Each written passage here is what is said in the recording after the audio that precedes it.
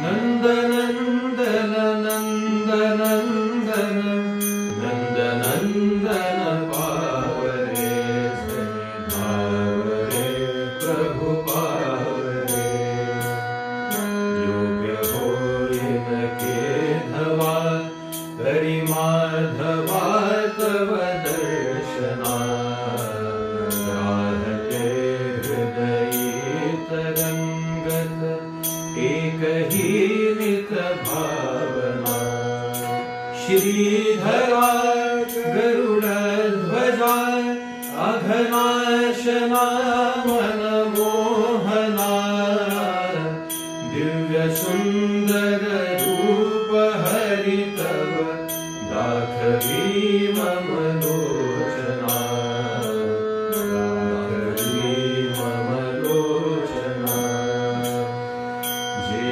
विभोर जनी करी कुमुदा मनोहर हासवी चंचला तड़पे जये अति दीप्त जे धरि तोरवी तारकात चकाकते द्युति देत जे हुतवाहना दिव्य सुंदर रूप हरि तव दाखवी मम लोचना दाखवी मम लोचना भासते जलदात जी नलिनाथ बाग गनी छवि सागरी उमटे शिखावल कंधरे प्रतिभूषणी इंद्रनीलमणि ही जा उड़ती प्रभोगमतोणा दिव्य सुंदर रूप हरि तव दाखवी मम लोचना दाखवी मम लोचना दिव्यता दिव मंडला दीपवो निघेत अनंतता विश्वही कवळोनिया पुरतेच जेथील भव्यता व्यापुनी सकला सजे लवलिप्तता वरितेच ना दिव्य सुंदर रूप हरि तव दाखवी मम लोचना दाखवी मम लोचना शोभिता शिणली श्रुति प्रभवेन जेथ सरस्वती कुंठले मुनि सन्मति स्मृतिदाहिना गवसे गति इंद्रिया प्रतिलागना मन बुद्धि ही त्यजि चेतना दिव्य सुंदर रूप हरि तव दाखवी मम लोचना दाखवी मम लोचना भीष्म सायक विद्ध अर्जुन होत विह्वल संगरी मुक्त कुंतल घोषणे बहरान धीर निधेवरी शब्द मोडून धावरे निज चक्र घेऊन भीषणा दिव्य सुंदर रूप हरि तव दाखवी मम लोचना दाखवी मम लोचना वर्णिता शुक रंगले विसरे विराजन बंधना गौरांग उन्मन गात त्यजुनी सती नवयौवना लौकिका मुकला तुका सुख मानुनी करी चिंतना दिव्य सुंदर रूप हरि तव दाखवी मम लोचना दाखवी मम लोचना खात से शबरी गई बदरी फला प्रतिकूलके नाचते व्रज सुंदरी सह सारथी विजयानिके जे दलित जनी सबे करि साधत गुरु कीर्तना दिव्य सुंदर रूप हरि तव दाखवी मम लोचना दाखवी मम लोचना पद्मजा बसली पदा जवळी जया प्रतिमोहुनी वल्लभी रमया जिथे जनरीत लौकिक सोडुनी नाउरे विषयी रुचि जरी एकदा जडले मना दिव्य सुंदर रूप हरि तव दाखवी मम लोचना दाखवी मम लोचना वस्त्र सुंदर केशरी चपले परी तळपे कटी रत्न कौस्तुभ राजते हृदयावरी रविहिंपुटी शंख चक्र गदा करी कमलासवे अभयास दे रम्य रूप से अनंत हृदात संतत राहुदे हृदात संतत राहुदे नंद नंदन नंद नंदन नंद नंदन भावरे नंद नंदन नंद नंदन नंद नंदन पावरे झणी धावरे प्रभु पावरे झणी धावरे प्रभु पावरे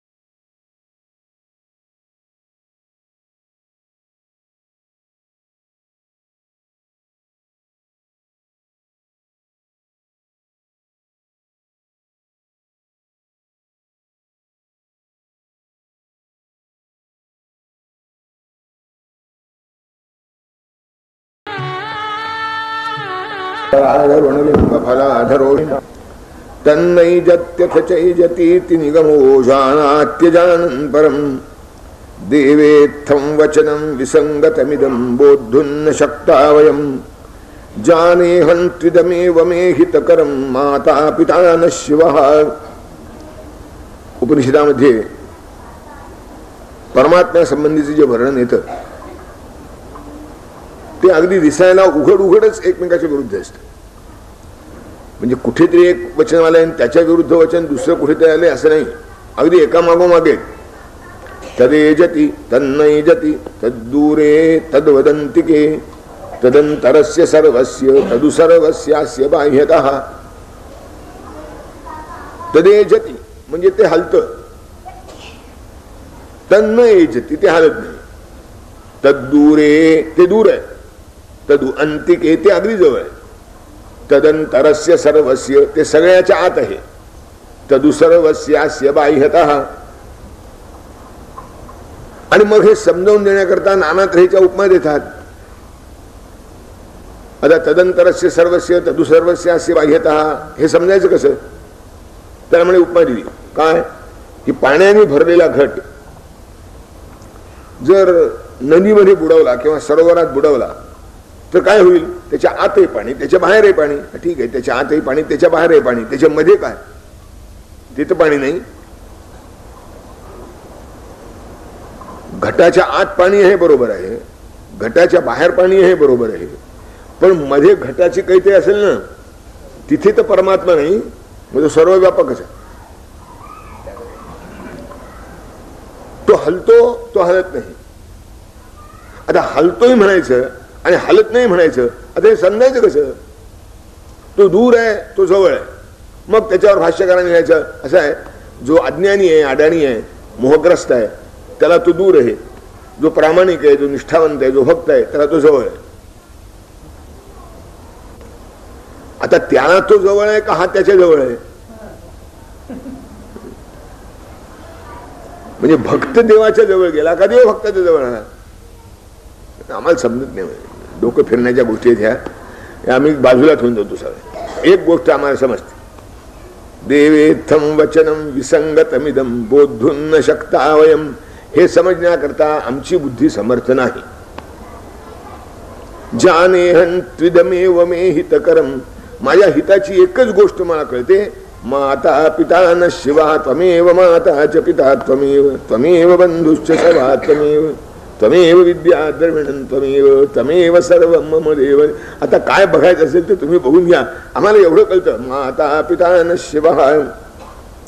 रसाळ भाव वाणीने अनेक संत गायिले, जना तरुण जावया कलित मार्ग दाविले. हिरे अमोल वाङ्मयी धरी श्री सरस्वती, महीपती सत्या असो मदीय आदरेन ती. ज्या महीपतीनी संत चरित्र अतिशय रसाळ वाणीनं गायली, त्यांच्या चरित्रातला एकच प्रसंग लक्षात घेण्यासारखा आहे की ते सरकारी नोकर होते आणि देवपूजा करीत बसले होते. आणि वरचं आदिवरिष्ठाचं बोलावून आलं की तुम्हाला ताबडतोब बोलवलं. यांनी जवळ पाठवलं की मी पूजेला बसलोय, आणखी एक तासाभराने येतो. आत्ताच्या आत्ता आलं पाहिजे. हे उठले, गेले, काम केलं, परत आले आणि कागदपत्र पाठवून दिलं की पूजेतून उठून जावं लागतं, अशी नोकरी मला नको. महीपती सत्या असो मदीय आदरे नती. त्या महीपतीना माझा नमस्कार असो की ज्यांनी सर्व जनाच्या कल्याणाकरता अत्यंत सुलभ अशा भाषेमध्ये संतांची चरित्र गायली. कसं आहे, तत्वज्ञानाच्या जवळ जाता येत नाही. प्रचारक तर धोका देण्याची शक्यता असते. संतांच्या जवळ जाता येतं. आणि आमच्या कल्याणाच्या लालसे करताच तो देह धारण करीत असल्यामुळे तो जे करील ते आमच्या कल्याणाचं असतं. म्हणून संत चरित्रासारखं मनुष्याच्या कल्याणाचं दुसरं साधन नाही असे ज्यानं रूढ केलं समाजामध्ये. महीपती सत्या असो मदीय आदरे नती. माझा नमस्कार असो. सुरेख मंदिर शुभ्र शिलांचे, भव्य शिखर जणू हिमालयाचे, तीर्थपतीची पवित्रता वाग्रह रूपे या घेत विसावा. एक पण सुंदर मंदिर होतं. मंदिर म्हणजे घर, राजवाडा. एक सुंदर राजवाडा होता. इतका विशाल होता की जणू हिमालयाचं शिखर तिथे आणून ठेवलेलं असावं. आणि शुभ्र अशा पाषाणाने तो बनवलेला होता. सुरेख मंदिर शुभ्र शिलांचे, भव्य शिखर जणू हिमालयाचे, किंवा तीर्थपतीची पवित्रता वा ग्रहरूपे या घेत विसावा. तीर्थांचं जे पावित्र्य आहे, समुद्राचं जे पावित्र्य आहे, कारण तो तीर्थपती आहे, ते जणू इथे त्या ग्रहाच्या रूपाने विश्रांती घेत होते. दिवसा स्पर्धा करी रवीसी, तेजस्वी असल्यामुळं, पूर्ण चंद्रसा दिसे निशेसी. दिवसा त्याची सूर्याची स्पर्धा असायची, रात्री जणू काही पूर्ण चंद्र इथे पृथ्वीवर उतरलाय असं वाटायचं. प्रसन्नते स शांती मंगल परी सर्वदा राही निश्चल गृहाकृती ती सुरम्य उज्ज्वल श्री कमलासम वैकुंठातील ज्या बघता ये प्रत्ययसाचा क्षुद्र मनाही विशालतेचा. काही गोष्टी भव्य असतात की किती कुद्रू माणसं जरी असली ना तरी त्याच्या पुढे जाऊन उभी राहिली की भारा होता, काय भव्य आहे असं त्यांनाही वाटतं. अशा काही गोष्टी निसर्गता असते.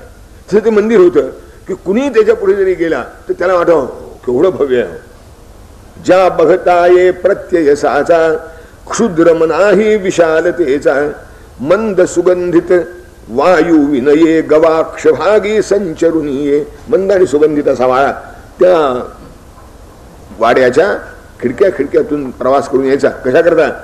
सात्विकता वात्सल्य जिव्हाळा शिकवितसे जणू इथून जगाला. सात्विकता वात्सल्य जिव्हाळा याही काही चांगल्या गोष्टी आहेत.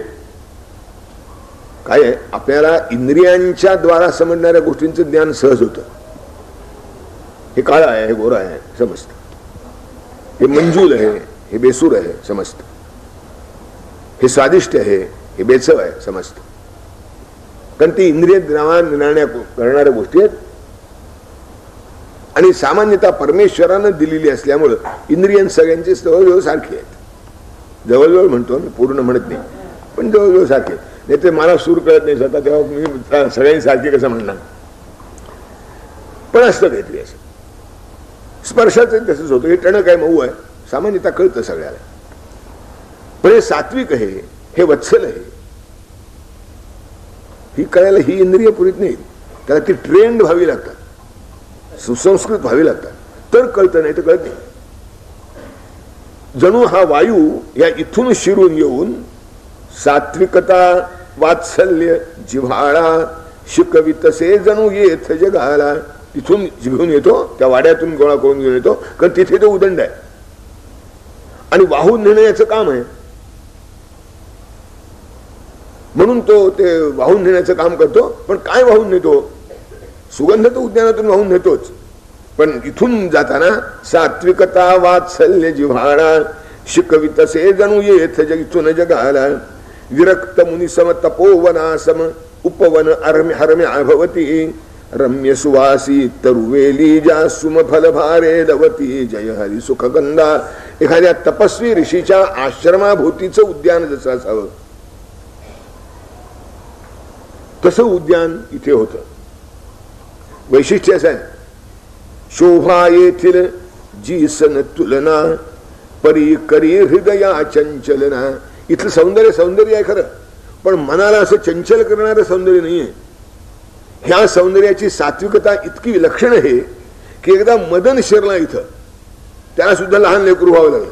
प्रवेशता हो याच वनास मदनही झाला बाळ निराग. वास्तविक सगळ्या जगाला चंचल करण्याचं काम ज्यानं आपल्या मस्तकावर घेतलंय आणि ऋषी मुनीलाही ज्यानं सोडलं नाही असा मदन तो सुद्धा इथे शिरला या उद्यानात. आणि काय झालं, त्याचं तान्ह लेकरू झालं. म्हणा प्रवेशता हो याच वनास मदनही हो झाला बाळ निरागस. हे काय प्रकरण आहे कंसात सांगतो. काय नामधरी प्रद्युम्न मनोहर सती रुक्मिणी हर्षित निर्भर शिवप्रसादे अशी हरीची होत गृहस्थी सफलासाची. भगवान शंकरांच्या आशीर्वादाने रुक्मिणीला जो पहिला मुलगा झाला तो प्रद्युम्न आहे. तो इथे जन्माला आला, तो मदनाचा अवतार आहे साहेब. प्रद्युम्न हा जो आहे तो मदनाचा अवतार आहे. तेव्हा मदनाला सुद्धा इथं निरागस बालक व्हावं लागलं. त्याचं ते सगळं बाकीचं जे होतं ते सोडून राहिलं बाजूला. असं सामर्थ्य या उद्यानाचं. राजहंस शुक मयूर चातक सुंदर नयनांचे मृग शावक रमती होऊन मुदित मनाते बंधन लवही नसुनी तेथे. तिथे कोणत्याही पशुपक्षाला बंधन नव्हतं. सापळा नव्हता, पिंजरा नव्हता, दोरी नव्हती, खुंट्याला अडकवलेलं नव्हतं, काही नाही. पण सगळे हे पशुपक्षी बंधन नसताना सुद्धा त्या उद्यानामध्ये आपणहून विहार करीत होते. असं काही विलक्षण तिथला जिव्हाळा आणि वात्सल्य होतं. ऋग्वेदी सौंदर्य उशेचे स्तुती शांती पाठवा उपनिषदांचे मूर्त होऊनी जरी या ठाई राहतात तरी कौतुक नाही. ऋग्वेदातलं उषाचे सौंदर्य आहे, ऋग्वेदातली उषस सूक्त आहेत, फार सुंदर सूक्त आहेत. त्या उषस सूक्ताचे सौंदर्य आहे, ऋग्वेदातल्या उषस सूक्ताचं जे सौंदर्य आहे, किंवा शांती पाठ वा उपनिषदांचे, उपनिषदांचे जे शांतीपाठ आहेत, असं आहे म्हणण्याची पद्धत चांगली असली, म्हणणारा चांगला असला तर नुसते ते शांतीपाठ ऐकले तरी ते शांती निर्माण करणारे पाठ आहे ते कळू शकतो, असं सामर्थ्य आहे. शांती पाठ वा उपनिषदांचे मूर्त होऊन जरी, आणि ते कसं आहे सगळं अमूर्त आहे, ह्या क्षणी आहे त्या क्षणी नाही, हे नाही, हे तिथं जरूर स्थिरावलेलं आहे, फ्रोझन झालेलं आहे असं म्हणावं. हे सगळं ते एकत्र होऊन त्या आकारामध्ये त्या स्वरूपामध्ये आपले गुणधर्म न गमावता स्थिर झालेलं आहे.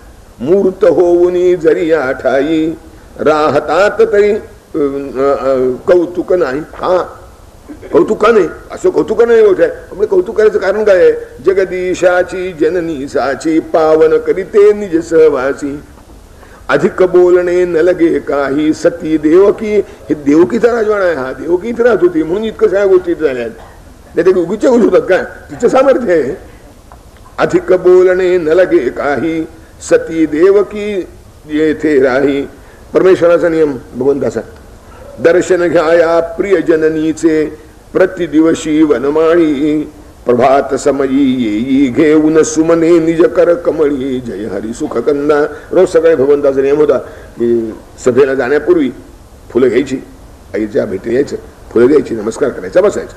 प्रेम भरे शिर चरणी ठेवी, कार्यक्रम उचलून बसवी जवळी देवी.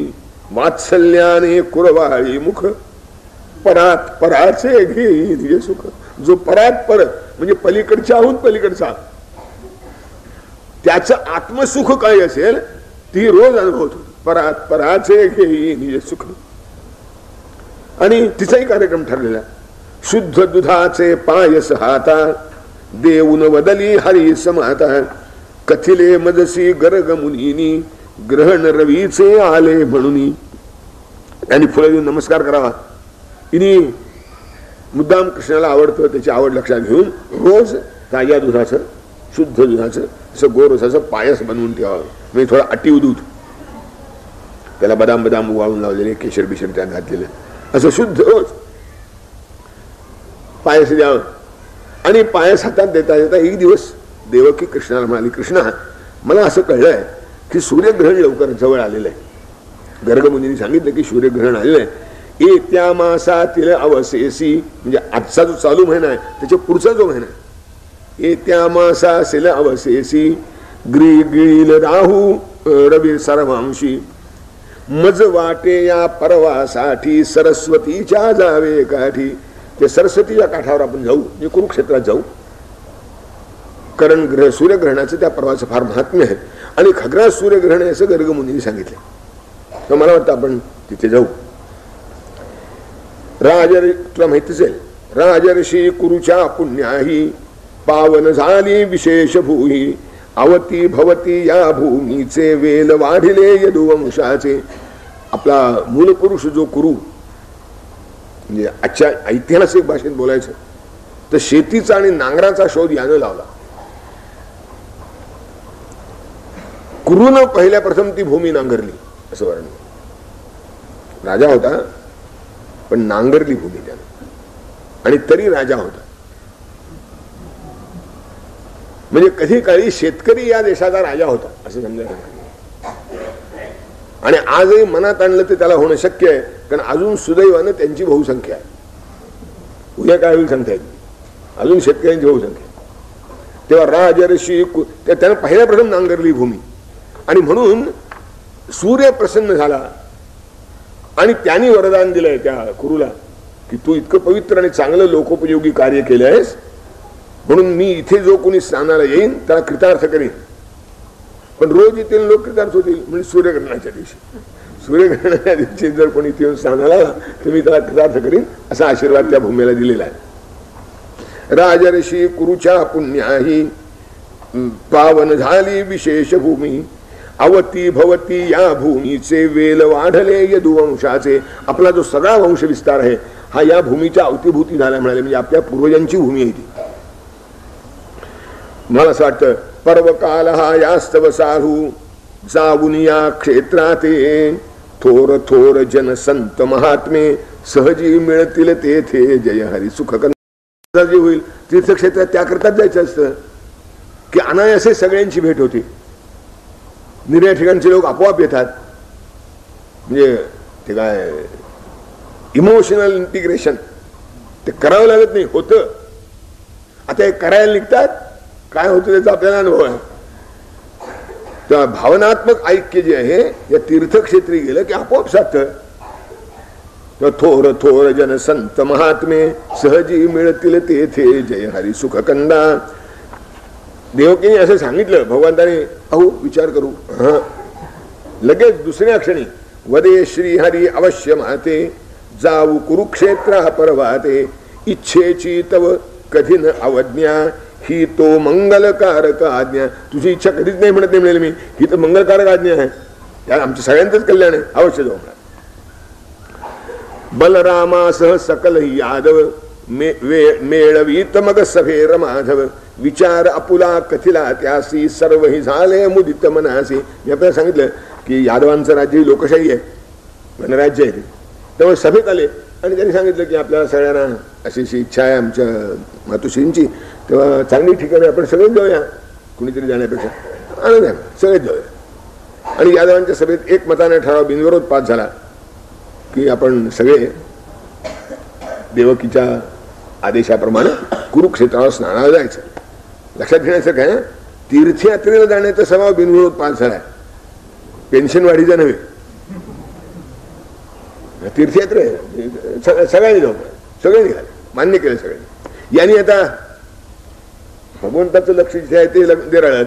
यांनी ताबडतोब एक दूत पाठवला. चपल गतीच्या अनलस दूता पाठवूनही कळवी वार्ता प्रिय सखये जे पांडव त्यासी स्वजना विसरत न जर्शिकेशी. आणि चपळ घोड्यावरून आळशी नसलेला असा एक दूत यांनी ताबडतोब पांडवांना चपल गतीच्या अनलस दूता, नाही तर आपण इथून पाठवावं कोणाला तरी, उमरीवर एवढं घेऊन ये. आपला अंदाज येतो की 15-20 मिनिटं जायला, 15-20 मिनिटं यायला, 10 मिनिटं तिथे. हा सकाळी गेला म्हणजे दुसरी सकाळी उगवतो म्हणून अनलस म्हटलं. चपल गतीच्या अनलस दूता पाठवूनही कळवी वार्ता प्रिय सखये पांडव जे त्यासी स्वजना विसरत न जर्शिकेशी. द्वारा नगरीचे संरक्षण प्रद्युम्नावर दिले सोपवून यादव सेना दिधली संगे कथिले सावध असण्या अंगे. आणि प्रद्युम्न यांचा थोरला मुलगा, त्याच्यावर द्वारानगरीचं संरक्षण तू आता कर, आम्ही जाऊन येतो. कारण जाऊन यायला पुष्कळ वेळ लागेल, महिनाभर तरी सहज जाईल मध्ये जाण्या येण्यामध्ये. काय म्हणले व्यवस्था तू हे सैन्य म्हणून सैन्याची सूत्र स्वाधीन केली. द्वारकेचं रक्षण करायला सांगितलं, सावध राहा म्हणून सांगितलं आणि भगवान निघाले. आता निघाले पण भगवान आहेत. प्रवासातही अमाप वैभव श्री शिबिरासी उणे नसेलव. त्यांचं सरळ ते शिबिर चाललं होतं, असं वाटत होतं स्वये द्वारका सचेत झाली प्रभू सह जणू यात्रेस निघाली. सगळी द्वारकाच जिवंत होऊन जणू चालली आहे असं वाटावं अशी ती शिबिर होती. ग्राम नगर वा असले कानन स्वागत करीती प्रेम परेजन. कुणी दूध फल कुणी धान्य कुणी रे कुणी फुलांचे अर्पी गजरे. आता वाटेत गाव लागायचं, नगर लागायचं, मोठं शहर लागायचं, एखादं लहान खेड असायचं, जंगल असायचं. यांच्या स्वागताला आणि लोकप्रियतेला कुठे कमी पडले नाही. जे जे जसं असेल ते सगळे तिथे लोक जमायचे. आणि मग आपल्याला जे शक्य आहे ते त्यांनी भगवंतांना अर्पण करावं. कुणी दूध फल कुणी धान्य कुणी रे कुणी फुलांचे अर्पी गजरे. मनापासून समभावाने घेतीयले ते गदाग्रजाने. जो जे देईल ते मोठ्या प्रेमाने भगवंतांनी त्याचं आपल्यावरचं प्रेम लक्षात घेऊन त्याचा स्वीकार करावा. हे योग्य आहे की नाही, हे चांगलं आहे की नाही याचा विचार केला नाही. कोणी कोथिंबीर आणून दिली तर ती सुद्धा भगवंतांनी प्रेमाने घेतली. कदाचित शेपूची भाजी सुद्धा त्यात असेल. जे कोणी देईल ते भगवंतांनी मोठ्या प्रेमाने स्वीकारलं. ही न थोर ही निविड न काही प्रेमे भिल्लही धरिले हृदयी. भिल्लांना सुद्धा प्रेमाने आलिंगन दिलं की हे वनेचर आहेत, असंस्कृत आहेत, मागासले, काही नाही. प्रेमे भिल्लही धरिले हृदयी. धर्म परिवर्तन करायचं नसताना सुद्धा प्रेमे भिल्लही धरिले हृदयी. आणि म्हणून तर या स्तवत्या अग्रणी ग्रामणी श्रीमान न्यायी म्हटले जाणी. त्या विष्णू सहस्रनामध्ये अग्रणी ग्रामणी श्रीमान न्यायो नेता समीरण असे शब्द आहेत. तर का त्या भाव हा अग्रणी आहे म्हणजे पुढारी आहे. पण पुढारी कसा आहे? सर्वांचा पुढारी आहे. ग्रामणी आहे. ग्रामणी म्हणजे गावाचा. ते गावकऱ्यांचा सुद्धा पुढारी. हा नेता तिथं आणि हा इथं याचं कधी दर्शन व्हायचंच नाही. निवडणुकीच्या वेळेस झालं तर मेहरबानी, ते पळता पळता असं नाही. हा अग्रणी आहे, ग्रामणी आहे, श्रीमान आहे आणि तरी न्यायी आहे. या स्तवत्या अग्रणी ग्रामणी श्रीमान न्यायी म्हट. कारण श्रीमान नसेल तर असं सगळ्यांना आपलं म्हणता येत नाही. त्याच्याच जवळ नाही तर तो काय करणार? ते याच्याजवळ उदंड आहे म्हणून ते देऊ शकतो. पण देताना कसं देतो? आपली स्तुती कोण किती प्रमाणात करतो त्या प्रमाणात नाही, म्हणून ते न्यायी. अग्रणी ग्रामणी श्रीमान न्यायो नेता. या जनास नेता असा असे जर कशी विपत्ती करी डोकेवर. जर असा नेता लोकांना मिळाला, असा नेता जर लोकांना मिळाला तर विपत्ती वर येण्याची काय शक्यता आहे? आपण विपत्तीतून वर का येत नाही कारण शोधतो. आणि असा नेता आणा, बघा विपत्ती जाते की नाही. आणि असा नेता आणायला शहाणपण आपल्याला वेळ लागतं. जनास नेता असा असे जर. कारण कोणाला नेता म्हणून हे कळलं पाहिजे की नाही. जनास नेता असा असे जर कशी विपत्ती करी डोकेवर. सरस्वतीसी ये परमात्मा स्वजना घेऊन संगे. पूर्ण चंद्र जणू नक्षत्रास आकाशीच्या गंगे. जय हरी सुखकंदा. क्षेत्र सुखत दे ब्रह्मावर्त पावन होते जे मर्यादित. सरस्वतीने दृषद्वतीने मनुज जसा काची जडतेने. ते ब्रह्मावर्त नावाचं जे कुरुक्षेत्र आहे त्याच्या एका बाजूला सरस्वती नदी आणि एका बाजूला दृषद्वती नदी. सरस्वती नदी म्हणजे वाणीचं प्रतीक, चैतन्याचं प्रतीक, सौंदर्याचं प्रतीक, तेजाचं प्रतीक. आणि दृषद्वती म्हणजे दगडी. दृषद म्हणजे दगड. तर एका बाजूला चैतन्य आहे, एका बाजूला दगड आहे. जणू हे मानवाचंच प्रतीक आहे की मानवालाही असंच आहे. एका बाजूला चैतन्य आहे, एका बाजूला जडता आहे. आता त्यानं आपला उद्धार कोणत्या बाजूला करावा आणि करून घ्यावा हे त्याचं त्यांनी ठरवावं. इथे दोन्ही बाजू. क्षेत्र सुखत दे ब्रह्मावर्त पावन होते जणू मर्यादित. सरस्वतीने दृषद्वतीने मनुज जसा काची जडतेने. तीर्थ त्याथली समंत पंचक पाप ताप संताप विमोचक. क्षत्रिय हननो द्वेजित रामे इथेच केले तप निष्कामी. यास्तव पावन विशेष चीते तेथ तिथे श्रेय निज मिळवाया ते. दूर दूरचे लोक मिळाले प्रवाह जणू सागरी निघाले. परशुरामानं सुद्धा क्षत्रियांच्या संहारातून वैता घेऊन जी तपश्चर्या केली पवित्र आणि पावन होण्याकरता ती इथेच केली होती. त्याचीच तिथे ती 5 सरोवर बनली होती आणि त्यामुळे तिथे येऊन तपश्चर्या करणं आणि स्नान करणे विशेष पवित्र झालं होतं. दूर दूरचे लोक मिळाले प्रवाह जणू सागरी निघाले. समुद्रामध्ये जसे नाना प्रकारचे प्रवाह निर्णय दिशांनी मिळतात ते त्याही ठिकाणी नाना दिशेने लोक एकत्र झाले होते. पांड्य म्हणजे अगदी सगळ्यात खालचा भाग. पांड्य अवंती कलिंग केरळ कामरूप अपरांतनी कोसल. विदर्भ मैथिल मगध नृपादी यादव पांडव कौरव चेदी. अगदी पांड्यापासून म्हणजे अगदी दक्षिणेतलं म्हणजे आजचं तामिळनाडू तिथून ते वर मगधापर्यंत कोसलापर्यंत, कोसल त्याच्यावरचा भाग, अशा सगळ्या देशातून त्या ठिकाणी लोक आले होते. हे जसे लोक आले होते त्यात लोकांमध्ये वर्गवारी होती म्हणा. अत्रि अंगिरा अरुंधतीवर भृगु कश्यप मैत्रेय चवन गर्ग शांडिल्य पराशर गौतम मार्कंडेय जय हरी सुखकंदा. असे पातले तीर्थी मुनिवर ब्रह्मज्ञानाचे जणू सागर.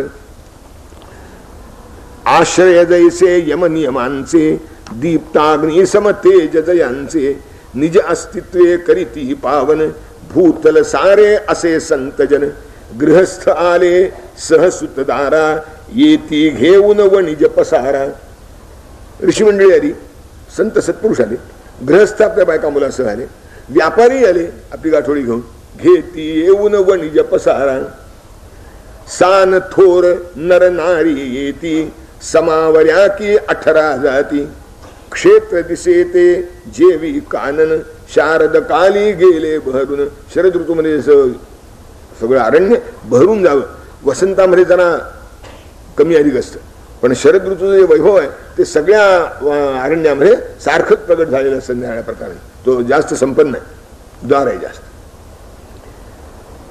किंवा ग्रहतारांगण मंडित सागर पगटित वैभव रत्नाकर जनसंमेलन मधुर दिसेते विविध वर्ण जणू इंद्रधन होते. कारण 18 पगड लोक गोळा झाले होते ना, त्यामुळे सगळ्यांच्या विविधतेचं संमेलन तिथे झालं होतं. ही सगळी विविधता जिथे जिथे असते, पण विविधता म्हणजे विषमता नव्हे. बुद्धिवाद्याने गाढवपणा करून ठेवला येतो की प्रत्येक विविधतेला विषमता म्हटलं, आणि ठोकळवाद म्हणजे समता असते यांची. अडाणी आहेत त्यांना आता काय सांगणार, आणि तरी स्वतःला बुद्धिवादी म्हणवतात. हा एक खरं, मात्र यांच्याजवळ बुद्धी आहे की नाही हा वाद निर्माण होण्यासारखा आहे. कारण विविधता म्हणजे विषमता नव्हे. इथे विषमता ही मनुष्यकृत असते, विविधता ही निसर्गातून जन्माला येते. इथे विविधता होती आणि ते सगळी अशी मिलाप झाला होता त्याचा. इंद्रधनु जसा दिसावा, इंद्रधनुष्य दिसा, 7 रंग असतात. त्या बोजडवारचं भगवान प्रेक्षणीच असतो तसा आहे. विविध वर्ण जणू इंद्रधनु होते. किंवा कुरुक्षेत्र हे गमे मनोहर गोड गळ्यातील गाणे संवादी स्वर मिळता जेवी बहुविध आलापाने जय हरी सुखकंदा. किंवा गाणा गोड आहे आणि शास्त्रीय संगीत तो गातोय. त्या शास्त्रीय संगीताचं वैशिष्ट्यच आहे की त्यातले जे सगळे स्वर असतात ते एका विशिष्ट नियमाने संवादी झालेले असतात. त्यात एखादा वर्जन एखादा आवर्जन असला की तो तसाच वापरायचा असतो. केवळ गळा गोड आहे म्हणून याच्याऐवजी तो त्याच्याऐवजी गोड वापरला तरी आता ऐकणारा गळा असला म्हणजे ऐकून घेतो, फार गोड गळा असला म्हणजे माफही करतो, म्हणतो तुला शोभतं म्हणतो. पण ते फार गोड गळा असला तर, नाहीतर संवादी सूर आलापात असले म्हणजे फार चांगले असतात असं म्हणतात. नाहीतर असं विसंवादीच असला ना, आता एरवी पंचम मधुर आहे पण तो मालकंसात चालत नाही म्हणे, सुरू येते बरोबर आहे का. मालकंस रागात तो पंचम चालायचा नाही, पंचम सहजता चांगला पण तो मालकंसात चालतायच नाही. ते असे संवादी स्वरांचे जेव्हा गाणं गोड गळ्यातून बाहेर पडतं आणि मग त्यातून त्याचे आलाप निघतात. मिळाले सारेगम पधनिसा म्हणजे मधले मन असतील ते घेऊन पण त्या तीव्र आणि कोमल आहे म्हणे आपल्याला ऐकलंय असं की तो कोमल असला तर तीव्र चालत नाही, तो मग तीव्र असला तर कोमल चालला नाही असं. आणि ते 6 शिवाय बाकी सगळ्याचे तीव्र कोमल आहेत. म्हणजे कोणातरी पंचमला नाही म्हणतो तीव्र कोमल ना रे, पंचमला एक तीव्र कोमल, बाकी सगळ्या तीव्र आणि कोमल आहेत. त्यांना कसं कळतं कोणाला ठेवलं असं. माझे कान फार लहान आहेत त्यामुळे सगळं त्यात शिरत नाही. जरा लांब असते म्हणजे शिरलं असतं का.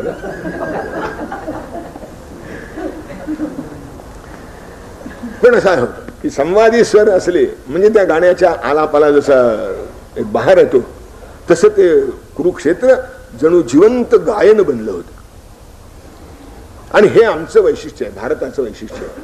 अनेकात एकत्व बघावे, भेद अभेदामध्ये समावे, वैषम्याये समता केवी, रीत भारतामध्ये शिकावी. ही भारतवर्षाची वैशिष्ट्य आहे की विविधता आहे, भांडण संघर्ष आहे.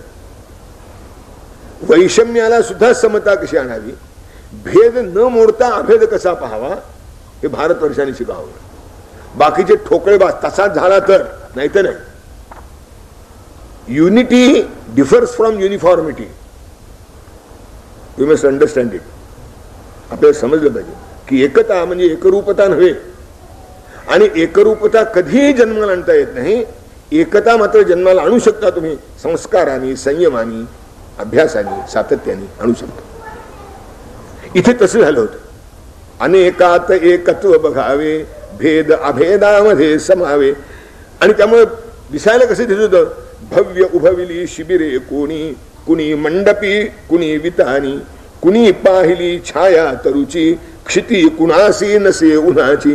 कुणी मोठी मोठी शिबिरं उभे होती, कुणी मंडप घातले होते, कुणी तंबू घातले होते, कुणी बैलगाड्या अशा उभ्या करून त्याच्या खाली झाले होते, कुणी काहीच नाही तर नुसतेच उन्हात बसले होते.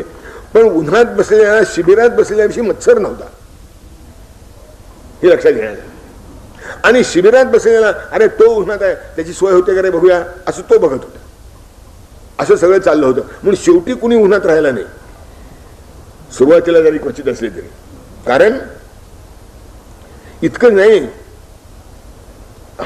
आणि वैभवही कसं होतं, हत्ती जणुकी जिवंत डोंगर, चपल गतीचे घोडे सुंदर, बैल जयांची थोर वशिंडे, गायीच्या शिंगा प्रतिगोंडे. हत्ती होते, घोडे होते, गायी होते, बैल होते, ज्याला जसं वाहन जमलं तसं तो घेऊन आला होता. बघण्यापूर्वी सोय आपुली दुसऱ्यासाठी झटती सगळी. हे वैशिष्ट्य होतं त्या शिबिराचं की बघण्यापूर्वी सोय आपुली दुसऱ्यासाठी झटती सगळी. खरं असं आहे, साध्य एकची असल्यावर ते मत्सर लोभा स्थलना उरते. साध्य एकच आहे की आपण कुरुक्षेत्रावर आलो होतो, आपल्याला त्या तीर्थामध्ये ग्रहणाच्या वेळेला स्नान करायचं आहे. आता ते महत्वाचं, बाकीचं जसं जमेल तसं. प्रत्येकाची वृत्ती मात्र अशी होती, बघण्यापूर्वी सोय आपुली दुसऱ्यासाठी झमती. का तुम्हाला त्रास नाही ना काही, तुमची सोय झाली ना मग आपली सोय बघणार, असं प्रत्येक जण विचारत होता दुसऱ्याला. आणि प्रत्येक जण नाही नाही नाही आमची सगळी सोय झाली, तुमची कशी काय, तुम्हाला काही मदत पाहिजे का, असं दोघंही एकमेकाला विचारित होते. असं त्या काळी होतं. बघण्यापूर्वी सोय आपुली दुसऱ्यासाठी झटती सगळी. ध्येय एकची असल्यावर ते परंपरेने आली आहे, त्याची पुण्याई आहे की जसं आहे तसं सांभाळून घ्यायचं. आज शाणे असं का करायचं असं विचारतात. अतिशय मूर्खपणाचा प्रश्न आहे. जो परंपरा पाळतो त्याला तू असं का करतोस विचार नाही, निर्बुद्धपणाचा आहे. नवीन का करतो हे सांगितलं पाहिजे. परंपरा पाळतो त्याला विचारायचं काही कारण नाही. तो म्हणतो आमच्या इतक्या पिढ्या चालत आल्या, इतके वंश चालत आले, इतके वर्ष चालत आले, आता चालू राहण्यात अडचण काय. तू हे मोडून नवीन कर म्हणतोस, आता सांग नवीन का करायचं ते. त्यात तू वैशिष्ट्य सांगितलं पाहिजे. हा मलाच विचारतो आणि आम्ही असे वेडे आहो की असं काय, आम्ही कोणी आमच्या वडिलांना जाऊन विचारतो की बाबा हे असं का, अरे त्याला विचारणं नवीन का करायला सांगितलं ते. कळणं मोठे कठीण. आता ते नाविन्याचंच आकर्षण मोठे चमत्कारिक आहे, पण आहे त्याला काय राहणार. मी आपल्याला अनेक वेळा सांगितलं की माझा एक मित्र होता, मुंबईला राहायचा. त्या मुंबईला म्हणजे 1.5 खणाची जागा मिळाली की त्यानं स्वतःला भाग्यवान समजलं पाहिजे अशी जागा. आणि याने काय करावं, मी त्याच्याकडे 2-4 वेळा गेलो. एकदा या भिंतीला पलंग, एकदा त्या भिंतीला पलंग, एकदा त्या भिंतीला पलंग, एकदा इकडे कपाट, एकदा तिकडे कपाट, एकदा इकडे खुर्ची, एकदा तिकडे खुर्ची. म्हणजे हे असं काय प्रकार आहे. तो म्हणला असं नवीन जागा काही मिळत नाही, नवीन जागेत गेल्यासारखं वाटतं म्हणला बदललं.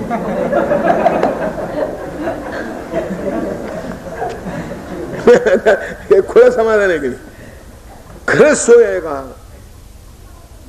खरंच सुंदर आहे का.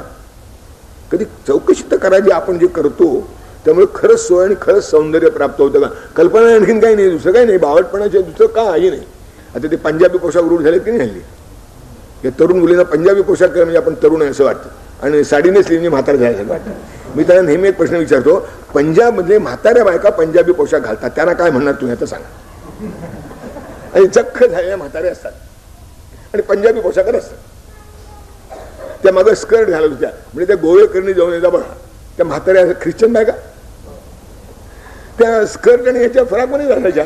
आता तुझं वैशिष्ट्य काय, तिचं वय वर्ष 60, तुझं 16, तिच्यासारखा पोशाख तू का करते. म्हणजे काय नाही, आई करते ना, मग त्याच्यापेक्षा काहीतरी वेगळं केल्याचं आहे. मी आईपेक्षा पुढारलेली असं वाटत नाही, आणखीन काही. आणि ते दोष नाही. 9 वारीचं 5 वारीवर आलं, तर 5 वारीचं 3 वारीवर जाणारच.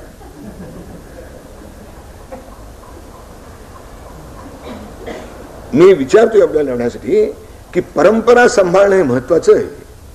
तुमची अस्मिता म्हणून जर काही टिकवायची असेल, स्वाभिमान म्हणून जर काही टिकवायचं असेल तर परंपरेचं भूषण मानलं पाहिजे. परंपरेला दूषण देणं ही काय वृत्ती आहे, कशा करता निर्माण झाली, कोणतं तर्कशास्त्र आहे त्याच्यामध्ये, हे त्यावेळेला निर्माण झालं नव्हतं. आणि म्हणून गजबज असूनही बजबज नव्हती, कुठेच त्या समुदायी कुठेही बजबज नव्हती. का, समाधान सर्वाही होते ही पूर्वज पुण्याई जय हरी सुख कंदा. आता त्या सगळ्या याच्यामध्ये कृष्ण येणार हे कळलं होतं सगळ्यांना, कृष्ण येणार आहे. त्यांनी कृष्णाची जागा राखूनच ठेवली होती. कुणी तिथं शिबिर उभारलं होतं, आधी कळलं नव्हतं, शिपाई नव्हतं, हे इथं बसू नका, का मंत्री यायचे नाही, कोणी सांगितलेलं नव्हतं. लोकांनी आपणहून कृष्ण येणार आहे हे लक्षात घेऊन कळल्यामुळं शिबिराच्या करता जागा ठेवली होती. त्यामुळे झालं तसं की सगळा हा परिवार होती आणि नेमकं कृष्णाचं शिबिर मध्ये. अरे सगळ्यांना सोय पाहिजे की नाही, लांब बसलं जायला अडचण नाही का होत त्याची. आणि त्यात काय होतं म्हणा की त्यावेळेच्या पुढाऱ्यांना लोकांच्या मध्ये वावरताना धोका नव्हता, कारण ते खरे लोकप्रिय होते. आता त्यांना भय वाटतं की कोण माझा जीव वीर कोण आहे तो. त्यामुळे नेहमी बंदुका बिंदुका लावून असे म्हणजे तुरुंगातला कैदी बघा अशी हिंडत असतात. इथे बाजूला काही नाही, सगळ्याच्या मध्ये शिबिर हरीचे मध्ये निराजे मेरू समगिरी गणांतरी जे तेथ पांडवा होय विसावा मधु सोडून जरू भ्रमर रमावा. आता दुसरीकडे कुठे पांडवांनी आपलं निराळ शिबिर उभारलंच नाही, ते कृष्णाच्या शिबिरात जाईल मुक्कामाला. आता जोड्या हातात जमल्या. पांचाली सह बसे रुक्मिणी देवकी सकुंती सन्मानी श्वशुर हरीचे उत्सुक चित्ते धरती हृदयी निज कन्या ते. देवकी आणि कुंती यांनी जोडी घेतली. रुक्मिणी आहे, द्रौपदी आहे, त्या एकत्र बसल्या. पांडव तर कृष्णाच्या भूतीभूती असायचे. कृष्णांच्या पत्न्या आल्या होत्या, त्यांचे जे पांड्य अवंती केरळ वकील सगळे ते राजे आले होते, त्यांनी आपापल्या मुलींची भेट घेतली. सखे सोयरे आप्त मिळाले भेटेनी त्या प्रसन्न झाले मुनिजन घेऊन हरीचे दर्शन म्हणती आजे कृतार्थ जीवन. अत्रि अंगिरा वगैरे सगळे ऋषी होते, श्रीकृष्ण आलेत मिळावं त्याच्या दर्शनाकरता मुद्दाम आले. आज बरं वाटलं म्हणाले, किती वर्ष म्हणजे आम्ही तपस्या नुसतीच करीत होतो पण देवदर्शन आज झालं म्हणाले. मुनिवर घेऊन हरीचे दर्शन म्हणती आजी कृतार्थ जीवन. असे सगळे समाधानात आनंदात आहे. भगवंतच तेवढे जरा असं असं झालंय त्यांचं.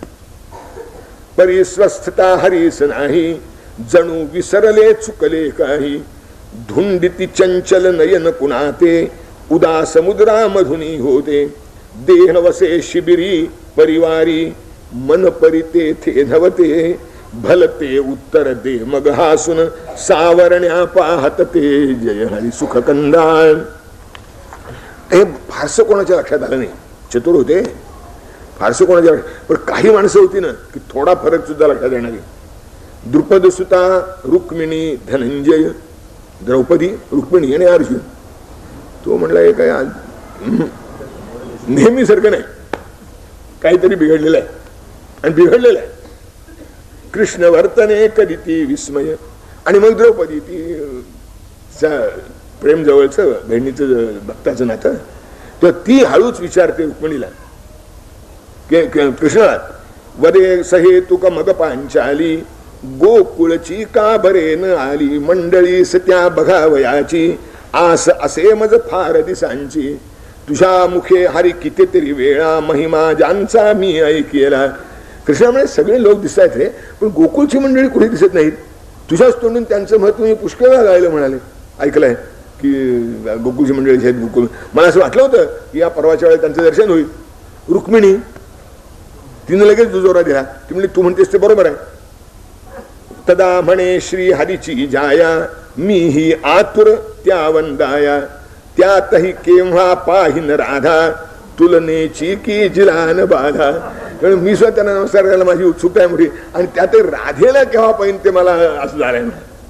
कारण फार तिचं नाव मी यांच्या तोंडून ऐकलं, असं मी ऐकलंय तिच्याविषयी. भाव भक्तीची जी परिसीमा संत जियेचा गाती प्रेमा दिधले यानी मज आश्वासन तुझ या परवी व्रज जन दाविन. आणि यांनी मला आश्वासन दिलं होतं की रुक्मिणी तुला त्या मंडळींना बघायची इच्छा आहे ना, या परवाच्या वेळेला नक्की दिसतील म्हणा. की जिचं महत्व संतांनी गावं, संत जियेचा गाती प्रेमा, त्याचा अंश मिळाला तर आम्ही कृतार्थ होऊ असं संतांनी जिला उद्देशून म्हणावं, ती कशी राधा आहे मला एकदा बघायची होती म्हणाली. आता हे जेव्हा यांच्या अंतःकरणात जे होतं तदनुकूल चर्चाभोवती सुरू झाली. ती झाल्याबरोबर कृष्ण म्हणले अगं तुमचं काय नाही तसंच आहे म्हणाले. मीही त्यांची वाट बघत गे प्रिये काल पासोनी बोलत माधव कधी भेटती गोपी व्रजजन जननी जय हरी सुखकंदा. तिथले गोपी ते व्रजजन माझी आई कधी भेटतील असं मला झालंय म्हणाले. तीर्थविधीस्तव या परवासी येतील मत्प्रिय गोकुलवासी येथवरी मी विश्वासे या आलो झाले श्रम परिवार. तीर्थविधीला ते इथे नक्की येतील असं मला वाटलं होतं, म्हणून त्यांच्या भेटीसाठी इथं आलो म्हणाले. माझी खेप वाया गेल्या सगळं मला वाटतं, कारण भक्तच भेटले नाहीत. प्रिय भक्तांच्या भेटी वाचून काय दुजे मज उरे प्रयोजन मी त्यांच्या स्तव ते मज साठी अवतरतो या प्रेमा पोटी. त्यांच्यासाठी मी, माझ्यासाठी ते, आमचा अवतार त्यासाठी होतो. बाकी आमच्या अवताराची मीमांसा कुणी कशीही करावी म्हणाले, मी कशालाच नाही म्हणत नाही. बरं आहे ना, ठीक आहे म्हणतो. पण खरं जर विचारशील तर आम्ही कशाकरता अवतार घेतो? मी त्यांच्या स्तव ते मजसाठी अवतरतो या प्रेमापोट. पण आज तेच नाही, त्यांचाच पत्ता नाही म्हणाले. इतक्यात आता यांनी सेवक ठेवलेच होते, गोकुळची मंडळी कळवा. तोच आत कुणी सेवक येई धापन मावे ज्याच्या हृदयी हर्ष जयाच्या फुलला वदनी विनम्र झाला प्रभूचे चरणी करी त्वरे तो मंगल भाषण महाराज यदुवंश विभूषण जवळ गोपगण अगदी आला गात मुखाने आपुल्या लीला. किंवा महाराज गोपाळांचा समुदाय आलाय, तुमची लीला गात येतोय म्हणाले, तुमचे नामस्मरण करीत येतोय. ऐकलं मात्र ऐकून दिधली मौक्ती कमाला गयातली त्या दासा वार्ता नचही सुधा वर्षली क्षुधितावरती सहसा जय हरी सुखकन. ही बातमी नाही, तहानेल्यावर अमृताचा वर्षाव व्हावा तसं झालं.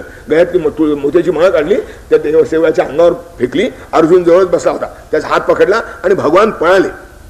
पंडुसुताचा हात धरोनी त्यासह गरुडध्वज वेगानी सामोराये गोपजनासी गगनपुरेनानंदासी. आता इकडं गोपाळासह नंद यशोदा वृषभानूची तनया राधा भजने गाती जन अनुरागे गाड्या हळूहळू येती मागे. लोक येतो ते समुदाय त्यांचा, नंद आहे, यशोदा आहे, राधा आहे, गोपजन आहेत, भजन करतायत, टाळ्या वाजवत आहेत. पिटती टाळ्या कुणी झल्लरी टाळ वाजवी कुणी बासरी चाळ बांधुनी कोणी नाचे गा नामे हरीची गाऊन वाचे. कुणी चाळ बांधेत, कोणी टाळ वाजवतोय, कोणी बासरी वाजवतोय, कोणी झल्लरी वाजवतोय, कोणी डिमडी वाजवतोय, ज्याला जे मिळालं ते वाद्य वाजवतोय. पण ते सगळे इतक्या प्रेमाने वाजवत होते, इतक्या तल्लीनतेने वाजवत होते की कोणताही ध्वनी कोणत्याही वाद्याशी विसंगत नव्हता. सहज प्रेमामुळे, कारण प्रेम सारखं होतं. त्या वाद्य जरी सारखे नसली, त्यातून निघणारे आवाज जरी विविध असले तरी प्रेम सारखं असल्यामुळं ते सगळं सारखं वाटत होतं आणि भजन करत होते. व्रजनाथ आहे कुंज विहारी मुरलीधर माधव गिरिधारी नंद किशोरा हे घननीळा राजीव नयना हरी गोपाळा. एकही नाव द्वारकेच्या बाहेर मथुरेच्या बाहेर पडल्यानंतरच नाही. एकही नाव मथुरेच्या बाहेर पडे. मथुऱ्यातले गोकुळातली नावं आहेत तेवढीच नावं. भगवान गोकुळातून मथुऱ्याला गेले आणि जी नावं त्यांना चिकटली त्यातल्या एकाही नावाचा उच्चार यांनी केला नाही. एकनिष्ठ आहे की यांचा कृष्ण अजून गोकुळाच्या बाहेर पडलाच नाही. भजन सुद्धा तसंच. व्रजनाथ आहे कुंज विहारी मुरलीधर माधव गिरिधारी नंद किशोरा हे घननीळा राजीव नयना हरी गोपाळा मुक्त छंद गाता तरंगले चित्त विसरले वान प्रेमळ समरस अर्जुन ऐकत करुणी सर्वांगाचे कान जय हरिसु. मुक्त कंठ गातात. विचार नाही त्याचा की आपण कसं गातो हो, कसं म्हणतो हो. मुक्त कंठ गातात रंगले चित्त विसरले भान. आणि या सगळ्याचा प्रभाव त्या अर्जुनावर विलक्षण झाला. ऐकत अर्जुन समरस अर्जुन ऐकत करुणी सर्वांगाचे कान. आणि हे भजन इतकं प्रेमळ होतं, इतक्या भावानं म्हटलं जात होतं की अर्जुनासारखा वीर समरस होऊन गेला होता आणि जणू सगळ्या अंगाचे आपल्या त्याच्या कान झालेत असं तल्लीन होऊन ऐकत होता.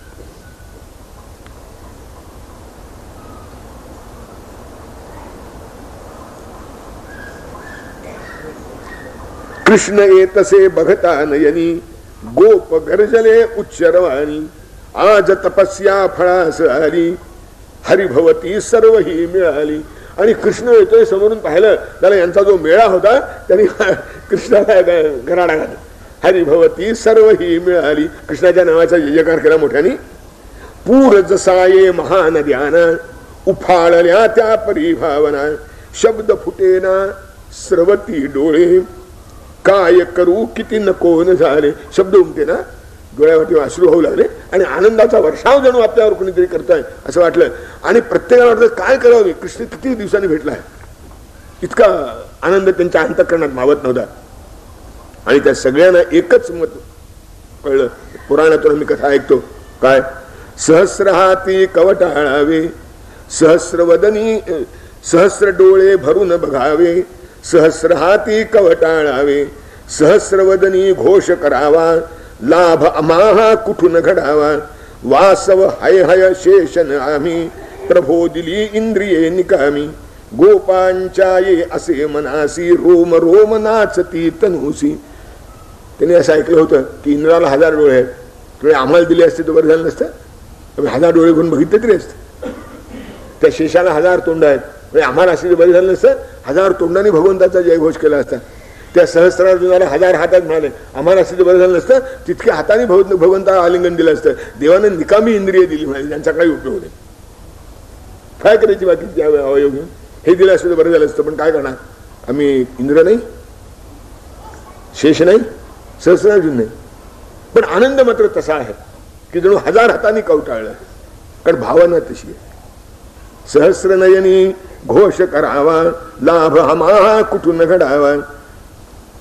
आनंदाने जणू अंगावर रोमांच उभे राहिलेत. जणू तो आनंद आत मावत नाहीये म्हणून बाहेर पडायचा प्रयत्न करतो. आणि यांनी परमात्मा रे मिठी पदासी येऊन नंदा जवळी सकंप सदगद कंपित हाते वृद्धतया कुरवाळी जय हरी. सुखकंद जवळ आले, नंदबाबाच्या पायाला मिठी मारली. आता म्हातार बाबाला काय विचारलं? सगळ्यांना सुद्धा प्रेमाचं लटलट लटलट कापतोय. भगवंताला त्या लटपट्टी हाताने कुरवाळलं. यशोदा हरी आला हे यशोमतीने ऐकिले परी दिसेन नयने जले डवरुनी गेली दृष्टी हर्षित झाली जननी कष्टी. होते की परमात्मा आला आहे, कृष्ण आला आहे हे ऐकलं, पण डोळे पाहू शकत नव्हते कारण मध्ये अश्रूंचा पडदा निर्माण झाला. शेवटी भगवान जवळ गेले. आर्त रवे संबोधून माते हरिने दिधिली मिठी गळ्याते रामे जणू सरता वनवास धन्य धन्य गरजले जीव कस. यांनी एकदा आई म्हणून हाक मारली आणि गळ्यात पडलं. आता त्यानंतर पाहावा कौशल्याला रामचंद्र भेटले असतील तेव्हा जसं झालं असेल तसं झालं. धन्य धन्य गरजले दिवऊ कस.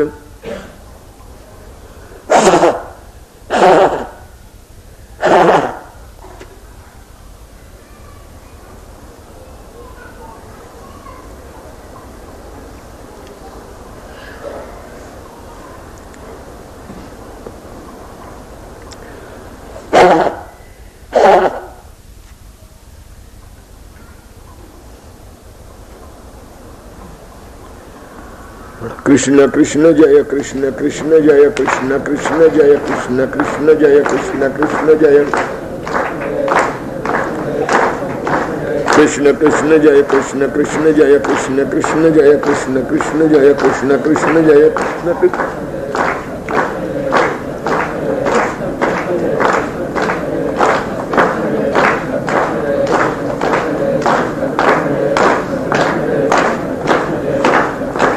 गोपाल कृष्ण महाराज की जय. मुकुंद भेटे मग राधेसी मंगल सारे यदाश्रयासी मोह तमाचा स्पर्शन जीते गंगोत्री जी भक्ती रसादी. भक्तीचं महात्म्य होते. गंगोत्री जी आहे तिथून निगम पावली. तसं गोपींच्या मधून जर भक्तिरस काय तो जन्माला आला. त्याच्याने भक्तिरस कोणाला कळतच नव्हता. जुन्या साहित्यशास्त्रामध्ये भक्तीला स्वतंत्र रसच नाही, 9च रस आहेत, त्यात भक्तीला स्थान नाही. हे गोप निर्माण झाले त्यांनी केली तेव्हा त्या भक्तीला रस झाला. आणि मग तो असा झाला की शृंगाराच्या माथा पाय ठेवी इतकं सामर्थ्य त्याला प्राप्त झालं. मुकुंद भेटे मग राधेसी मंगल सारे यदाश्रयासी मोह तमाचा स्पर्शन जीते गंगोत्री जी भक्ती रसाते श्री हरीची जी चिन्मय छाया मिठी देत तिज दृढ यदुराया शुभ मिलन नच भेद कळावा कवन राधिका कवन हरिवा. अशी मिठी मारली की क्षणभर कोणाला कळेना की ती राधा कोणती आणि कृष्ण कोणता. मुकुंद भेटे मग राधेसी श्री हरीची जी चिन्मय छाया मिठी देत तिज दृढ यदुराया शुभ मिलन नच भेद कळावा कवन राधिका कवन हरिवा. आणि जेव्हा पाहिलं प्रेम समाधी पाहून याती मुनिजन हृदयी झाले. त्यांचं हृदय भरून आलं आनंदाने.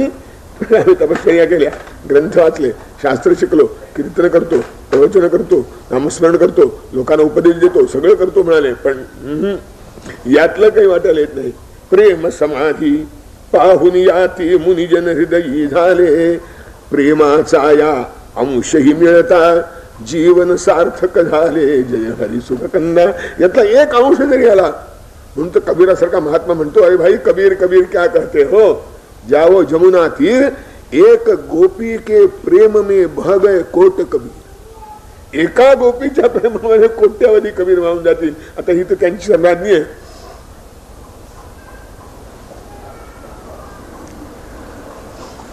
भेटी झाल्या. वसुदेवाने श्रीनंदाचा आदर केला फार चिसाचा, दोघांचेही गहिवरले मन, किती दिवसांनी झाले दर्शन. वसुदेवानी नंदाचा आदर केला, फार दिवसांनी भेट, मित्र आहेत पण फार वर्षांनी भेट झाली. आता इकडे भगवंताचं सगळं बदलून गेलं.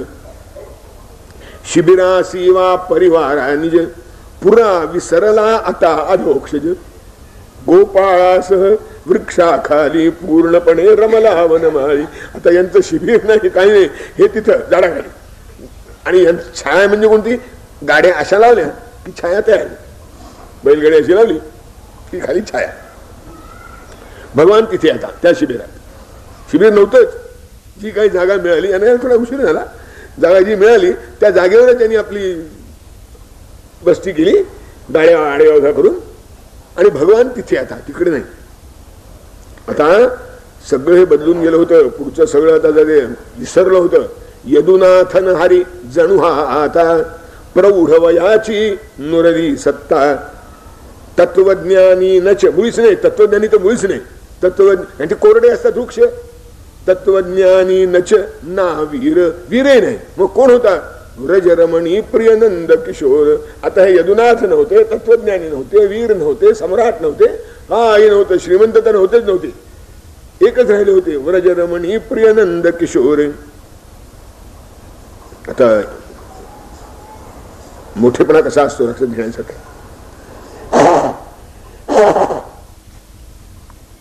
यशोदा तिकडे होती, देवकी तिकडे होती शिबिरात, यादवांच्या वैभवशाली शिबिर आहे. ती यादवांची माता आहे, प्रौढ आहे, कृष्णाची आई आहे, ती तिथे आहे. यशोदा इकडे आहे गाड्याखाली, झाडाखाली. देवकी यशोमतीसी करण्या वंदन, सवे सर्वही सुनास घेऊन, येत देवकी हर्षित चित्ते, विस्मय झाला व्रजलनाते. आणि देवकीने आपल्या सुनाना बरोबर घेतलं आणि यशोदेला नमस्कार करण्याकरता तिथे आली. यशोदेला निरोप पाठवला नाही, तुम्ही इथे येऊन माझी भेट घ्यावी अशी माझी इच्छा आहे, तुमच्याकरता ही वेळ राखून ठेवलेली आहे. देवकी आपल्या शिबिरातून उठली, सगळ्या सुनाना बरोबर घेतलं आणि यशोदेला नमस्कार करण्याकरता भेटायला तिथे आली. अहंकार कसा नसतो किंवा नसावा त्याचा नमुना आहे. त्यांनी तसं एकमेकाला पाहिलं तरी होतं की नाही कोणाला ठाऊक, कारण ही मथुरेत होती, ती तिकडे होती. बरं, असं जाता येता एकमेकांना भेटायची त्यावेळेला तितकं प्रेमही वाहत नव्हतं. हल्लीच वाहतं फार. बारशाला एकत्र, लग्नाचे वाढदिवस एकत्र, एक आहे. वाहनं आता पुष्कळ झाली, प्रदूषण वाढवणारी, त्यामुळं वरचेवर भेटावं असं वाटतं. त्यामुळे माणसाला वरचेवर भेटता येत नव्हतं, भेटावं असं वाटतही नव्हतं, शक्यताही नव्हती. पण प्रेम मात्र उदंड होतं, एकमेकाविषयी सन्मान उदंड होता. तेव्हा देवकीने यशोदेला पाहिलेलंही नसेल, पण तिचा अधिकार मोठा आहे, ती आहे म्हणून माझा कृष्ण आहे ही जाणीव आहे. ती आपल्या सगळ्या सुना बरोबर घेतलं, सगळ्या मोठ्या सासूबाईंच्या दर्शनाला जायचं म्हणाले. आपल्याला माझी थोरली बहीण आहे देवकी तिथे आली. आता कळलं की हे असा परिवार कोण आहे.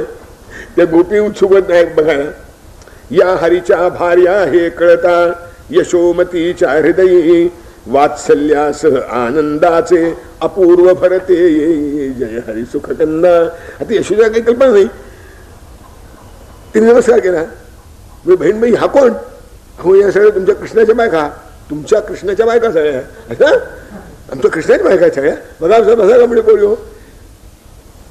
वधूवंदिता सती यशोदा, प्रेम भरे दे आशीर्वादा, प्रिय बाळे सौभाग्यवती हो, बल गुणशाली सुत तुझं हो. आशीर्वाद द्यावा मोठ्या प्रेमाने. आता हे कुठे होते त्यावेळा महाराज? यशोदेच्या मांडीवर डोकं ठेवलं, तिकडे राधा बसली, तिच्या अंगावर पाया पसरलेत आणि झाडाखाली झोपलेत. ते एक एक बायको येते, नमस्कार करते, काय बाई बाजूला, काय बाई यांना म्हणजे काही नाहीच वगैरे वगैरे. काय आता काय काय म्हणलं असेल कोणा ठेवलं. कारण हे सगळ्या राजकन्या आहेत, त्यांनी असं कधी पाहिलं नाही खेळवळ रूप. आणि आज मिळेल अगदीच काहीतरी आपली पोझिशन सांभाळावी लागते की नाही माणसाला वगैरे वगैरे. की हा पूर्वी असं ऐकलं होतं आम्ही, पण अजूनही तसंच काय वगैरे वगैरे. म्हणजे मला माहित नाही, शक्यता आहे की असं झाली असेल चर्चा.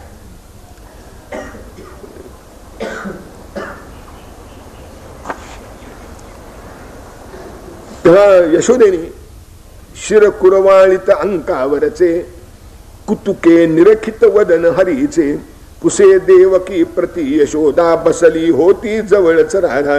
देवकीनं यशोदेनं देवकीला विचारलं, कृष्णाचं अंग कुरवाळी तिच्या मुखावर हात म्हणजे अहो याचे लहानपणचे पराक्रम मी पुष्कळ पाहिले, मोठेपणी यांनी काय काय पराक्रम केले तर मला ऐकू द्या की म्हणाले. कारण ह्या इतक्या सगळ्या आल्या आहेत, ह्या काही इतक्या सहज आल्या नसतील, प्रत्येकीकरता काहीतरी यानं केलंच असेल.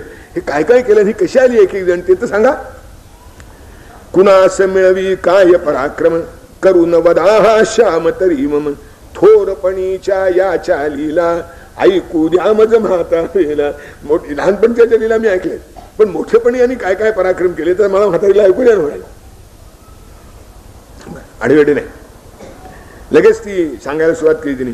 हा सुन सांगे सती देवकी वडील, आता क्रमाने सांगे. वडील सूनही असे भीमकी विदर्भ भूपांची प्रिय कन्या हरीस इच्छित असे अनन्या. ही विदर्भ देशची राजकन्या म्हणाले. कृष्णावरीचं प्रेम आहे, पण हिच्या भावाने परिधरीला आग्रह अर्पाया शिशुपाला. हिने विनविता हरिले कृष्णे करुणी थोर रणाला जय हरी सुखकंदा. हिनं विनंती केली, कृष्णानं हिला पराक्रमाने पळवून आणलं.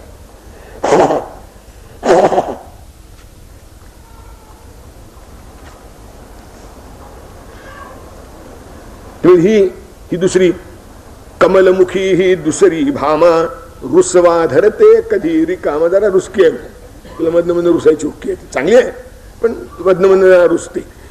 कमलमुखी ही दुसरी भामा रुसवा धरिते कधी रिकामा. हिचा पिता घे आळ हरीवर स्यमंतकाचा तूची तस्कर. वधिला बंधू मम रत्नासव आरोपे या शंकित यादव. परिप्रसेना वधिले सिंहे जांबवतीसी रत्न मिळे जांबवतासी रत्न मिळे. कलंक दुस्सह होय हरीसी रत्न आणले तये प्रयासी. 17 मग पश्चातापी कन्ये सह निज रत्न समर्पी. त्यांनी सगळी हकीकत सांगितली. म्हणजे ही जांबवता सह रत्ना कारण युद्ध करी आपुला व्रजमोहन. तये तोषुनी बाहुबलाही जांबवती दिधली दुहिताही. त्या रत्नाकरता जांबवताशी युद्ध झालं म्हणाले. 22 दिवस लढत होते. शेवटी जांबवान पराभूत झाला, पण खूप झाला की माझी जरा उफाडीची मुलगी आहे म्हणाले, असाच ताकदवान जावं पाहिजे. त्याने दिली म्हणाले. जांबवती दिधली दुहिताही. कालिंदी ही दिनकर कन्या गिरिजे समतप करुनी. भाग्यवती ही त्या पुण्याने झाली हरीची रमणी. जय हरी सुखकंदा. ही सूर्यकन्या मिळेल कालिंदी. हिने तपश्चर्या करून कृष्णाला मिळवलं तुमच्या. कोसल नृपतनया सत्याही वीर्य शुल्क ठरविली विवाही.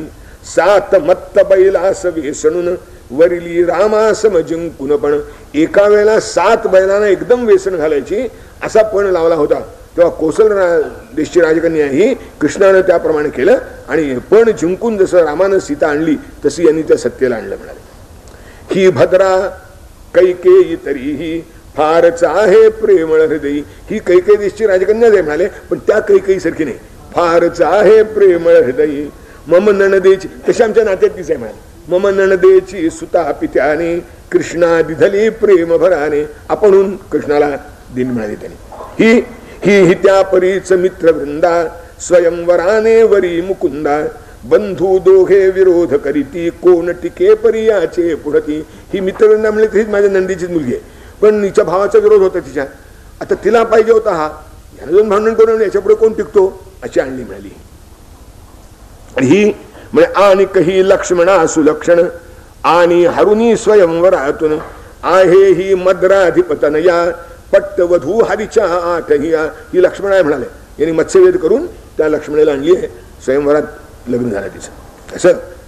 आणि आणखीनही आहेत म्हणाले, नरकासुरवधूनी कारेतून त्याच्या ज्या सोडविल्या असती त्या भार्या बहुयाच्या सगळ्या येथन आल्या जय हरी सुखगंधा.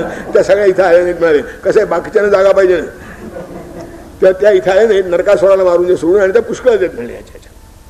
आता हे राधा ते ऐकते सगळं. गोविंदाच्या भार्याविषयी ऐकून राधा हर्षित हृदयी. आणि ती म्हणते, यो धन्य तुम्ही वरिले गोपाळा लबाड परिगे हा सांभाळ. फार लबाड आहे, लबाड परिगे हा सांभाळ. याची एक खोड आहे. सहवासे निज लावून गोडी हरी हा सहजी तयास तोडी. धरा भरवसा कधी न याचा निखरी गे विश्वासाची. तिनान लवही द्यावे अंतर सुखास मगना पुरेल सागर. याच्यावरच्या अत्यंतिक प्रेमामुळं आणि याच्या ह्या सगळ्या गोड वागणुकीमुळं याची एक प्रतिमा आपल्या हृदयात साकारते मिळाली. ती प्रामाणिक असते, तिच्यावर विश्वास ठेवा. हा लुच्च आहे, याच्यावर विश्वास ठेवण्यात काय अर्थ. हृदय बिंबते प्रतिमा याची तीच खरी गे विश्वासाची. तिला न कधीही द्यावे अंतर सुखास मगना पुरेल सागर. बाहेरून हा भारी छळतो काम उपजवी तृप्त न करीतो. हृदयातील पर्याची मूर्ती इच्छे पूर्वी करीत पूर्ती. हा म्हणजे बाहेरून इच्छा निर्माण करतो, कधी तृप्त करत नाही, कधी भेटत नाही, नेहमी दगा देतो, हो हो म्हणतो आणि प्रत्यापणे वागत नाही. पण याची हृदयातली जी मूर्ती आहे ना, ती इच्छा उत्पन्न होण्यापूर्वीच तृप्त करते, इतकं तिचं सामर्थ्य आहे. हे समजदारों के लिए आहे. एक समान घटना आहे, अमरू शतकातली आहे म्हणून सांगतो. त्या अमरू शतकामध्ये ते आपल्याला माहिती आहे की शंकराचार्य जेव्हा ते अमरुक राजाच्या शरीरामध्ये प्रविष्ट झाले तेव्हा त्यांनी केलेलं जे काव्य आहे ते अमरू शतक नावाने प्रसिद्ध आहे. त्यातला एक श्लोक आहे. पती नवरा परगावी गेलेला असतात, बरेच दिवस झालेले असतात, आलेला नसतो परत. आणि त्याची ही जी पत्नी आहे ती विरहिणी आहे. ती आपल्या घरामध्ये त्याची आठवण करीत आणि त्यावेळेच्या पद्धतीप्रमाणे की प्रोषित भरतृकेनं शृंगार अलंकार करायचे नसतात, हा नियम आहे. पण तो नियम का निर्माण झाला की पतिव्रतेला तो सहज आहे. कारण शृंगार दाखवायचा कोणाला, लोकांना दाखवायचा शृंगार हे जरा बरंच अर्वाचीन प्रकरण आहे. शृंगार पती करता तो नाहीच आहे, तो परदेशी गेला म्हणून तशीच बसलेली आहे. आता तिची मैत्रीण आहे, ती जरा मॉडर्न, तेव्हा ती तिला सांगते किती दिवस बसणार आहे तोशी. मुग्धे मुग्धतयैवने तु मखिल काल किमारभ्यते मानंधत्स्व धृतिं बधान रुजुतान दूरे कुरु प्रेयसी. अशी किती भेटतात म्हणाले. मानंदच आपल्याला काय अभिमान मान आहे की नाही. 3दा कळवलं मी आता येतो, 8 दिवसांनी येतो, 15 दिवसांनी येतो, 2 महिने झाले अजून त्याचा पत्ता नाही. आता किती विश्वास आहे, थोडी क्लबमध्ये चल. मानंधत्स्व धृतिं बधान रुजुतान दूरे. हा सरळपणा सोडून देता. हे हा काळ असा नाही, किती दिवस सरळपणे वागायचं. या मेल्या पुरुषांनी सगळं आपल्यालाच अनुकूल असं शास्त्र बनवलं म्हणाले. मानंधत्स्व धृतिं बधान रुजुतान दूरे कुरु प्रेयस. मूळच्या संस्कृतचे फक्त आधुनिक भाषेत मी अर्थ सांगतोय, पदर समाधी आहेत काही नाही. मानंधत्स्व धृतिं बधान रुजुतान दूरे कुरु प्रेयसी. सखे तू आपली सरळपणा सोडून दे म्हणाला. असं जेव्हा तिनं सांगितलं, सख्य एवं प्रतिबोधिता प्रतिवचस्तामाह भीतानना. ही जेव्हा ती सांगायला लागली तेव्हा जरा घाबरल्यासारखी झाली आणि ती म्हणाली, बोल नको, हळू बोल. सख्य एवं प्रतिबोधिता प्रतिवचस्तामाह भीतानना नीचै शंस. अगं जरा हळू बोल ना. का हृदय स्थितो हि ननु मे प्राणेश्वर श्रोष्यती.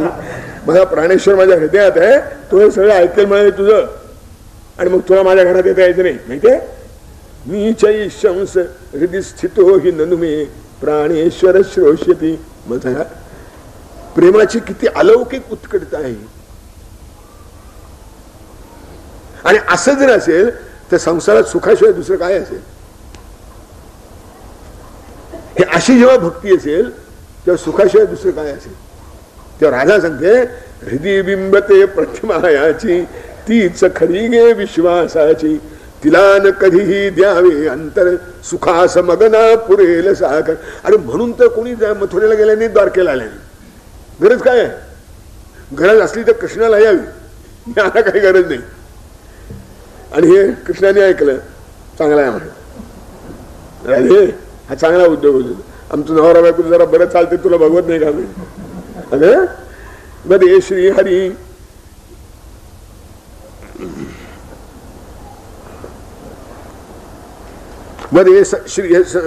वदे श्रीपती सस्मित राधे कलह निर्मिसी काही डोळे लावून बसता सगळ्या धडगत माझी नाही जय हरी सुख. या सगळ्या हृदयस्थ कृष्णाचं ध्यान करीत बसते. दूध नाही, घ्या तुमचं तुम्ही. आता ते घ्या तुमचं तुम्ही म्हणणारे नसतातच असं नाही, पण ते नवऱ्याच्या ध्यानात नाही एवढंच काय. ते अलीकडे आहे तसे हा पुरुष काय करतात असं. बायको ऑफिस मध्ये येते, हो चहा घ्या की नाही, पैसा थांबा आत्ता करून देतो. म्हणले या सगळ्या त्या हृदयस्थ कृष्णाचं ध्यान करीत सगळ्या डोळे लावून बसल्या, म्हणजे माझं कसं व्हायचं? डोळे लावून बसता सगळ्या धडगत माझी नाही जय हरी सुखगंधा. हा थट्टीचा विषय होता. ती रुक्मिणी जी होती तिला राधेचं मोठेपण काय आहे ते बरोबर उमगलं. आणि ती म्हणाली लगेच, म्हणे राधिके सखे राधिके सत्य तुझेची, म्हणे रुक्मिणी प्रिया हरीची, धन्य भाग्य तव झाले दर्शन गाढ दीधले प्रेमालिंगन. तर रुक्मिणी तेवढं म्हणाले, राधे तू म्हणालीस तशी 101% खरं आहे, खरंच खरं आहे. सखे राधिके सत्य तुझेची, धन्य माझं भाग्य, मी तुझा लौकिक ऐकत होते, अगदी नारदापासून सगळ्याकडनं ऐकत होते, आज तुझं दर्शन झालं म्हणाले. धन्य भाग्य तव झाले दर्शन गाढ दीधले प्रेमालिंगन. आता या दोन होत्या काय, रमा राधिका दिसायला भिन्न तरीही तत्व एकची उभया ठाई, श्रीहरिया एका तत्वाची दोघीही त्या रूपेसाची. दोन कसं, भक्तीची नु परामधुरा की, एक पराभक्ती होती एक मधुरा भक्ती होती. भक्तीची नु परामधुरा की, शीतलतावा प्रभा शशांकी. चंद्राची कांती आणि चंद्राचा आल्हाद एकमेकांपेक्षा वेगळे असतात. एक शीतलता आहे, एक चंद्रिका आहे, प्रभा आहे. शीतलतावा प्रभा शशांकी. एक चारुता दुजी सुरभिता, कमलाची परी एकच सत्ता. कमल एकच असतं, त्याच्यावर सौंदर्यही राहतं आणि सुगंधही राहतो. सौंदर्य आणि सुगंधाचं काय भांडण असतं. तर जसं एका परमात्म्यावर या दोघी, श्रीहरिया एका तत्वाची दोघीही त्या रूपेसाची. कशी, भक्तीची नु परामधुरा की, एक पराभक्ती आहे एक मधुरा भक्ती आहे.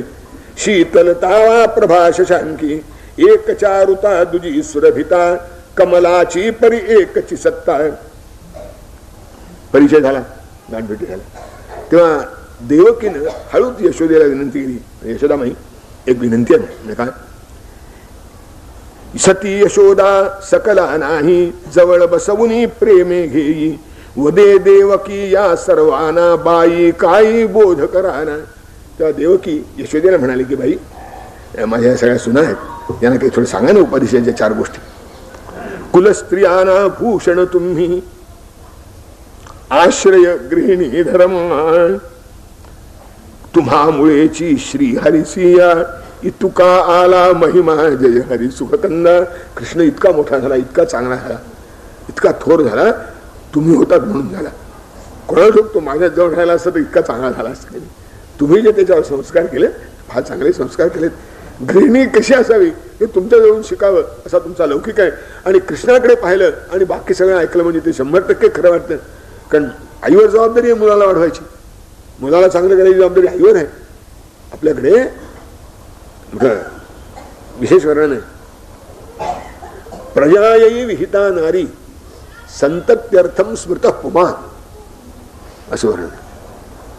त्यामुळे स्त्रीचा जो जन्म आहे किंवा स्त्रीचं जे वैशिष्ट्य आहे ते प्रजा निर्मितीत आहे, आणि पुरुषाचं जे वैशिष्ट्य आहे ते संतती निर्मितीत आहे. प्रजायी विहिता नारी संतत्यर्थम स्मृत पुमान. प्रजा म्हणजे प्रकर्षेण जायते, मागच्यापेक्षा सरस ती प्रजा, आणि संतती म्हणजे नगाला न, एकाला दुसरा, दुसऱ्याला तिसरा. पुरुषाचं काम तेवढंच आहे म्हणाले, संतते येते स्वतःपमान. पण स्त्री जर असेल तर प्रजाये विहिता नारी, तिचं काम आहे की मुलावर सुसंस्कार करून त्याला चांगलं बनवणं. आणि म्हणून आपल्याकडे पुढे मजेदार वर्णन आहे. दुःशीलो मातृदोषेण, पितृदोषेण मूर्खता, कृपणो वंशदोषेण, आत्मदोषेण निष्क्रिया. माणसाच्या अंगी असणारे दोष ते कसे घरी येतात त्याचा अनुवंशिक गुण सांगितलाय. संस्कारांनी यात थोडं कमी अधिक होत नाही असं नाही. म्हणजे वर्तन चांगलं नसलं तर आईचा दोष आहे. दुःशीलो मातृदोषेण, बुद्धी कमी असली तर बापाचा दोष आहे. पितृदोषेण मूर्खता, कृपणो वंशदोषेण, कंजूस असला तर त्या जातीचा गुण आहे. कृपणो वंशदोषेण, आणि आत्मदोषेण निष्क्रिया, आणि आळशी जो आहे तो म्हणजे स्वतःच्या दोषाने असतो, त्याला परंपरेला काही दोष नाही. माझा कृष्ण जो इतका चांगला झाला, तुम्हामुळेची श्रीहरिसिया इतुका आला महिमा, जय हरी सुख कंदा. तुमच्याकडे म्हणून मी विनंती करते की माझ्या सुनांना जरा सांगा. आता त्या सुना रागवायच्या की आम्हाला उपदेश करायला सांगितलं म्हणजे आम्हाला काही कळत नाही काय वगैरे वगैरे. काय काय सांगू नका, काय कसं काढा मनात येईल. काय नातं आहे कोणा ठाऊक, अतिशय जवळचं नातं, जन्मभर निभवावं लागतं नातं. पण एकमेकीकडे चांगल्या भावाने काही पाहत नाही. सून जरा सुखात आहे असं वाटतं की सासूला काही पाहत नाही. तर काय करा, सासूला जरा होत नाही वाटलं की सुनेला वाटतं आलं ओझळ. आता काय असं का व्हावं, पण होतं हे खरं. याचं कारणच आहे की त्यातल्या त्यात वडीलधारी माणसांच्याकडे जास्त चूक आहे. त्यांना सांभाळून जितकं घ्यायला पाहिजे, ज्या भावनेने घ्यायला पाहिजे, जितक्या उदारपणाने वागवायला पाहिजे तितक्यापणाने वागवलं जात नाही. जसं वय वाढेल तसा कंजूसपणा वाढतच जातो. काय होतं कोणा पण होतं खरं.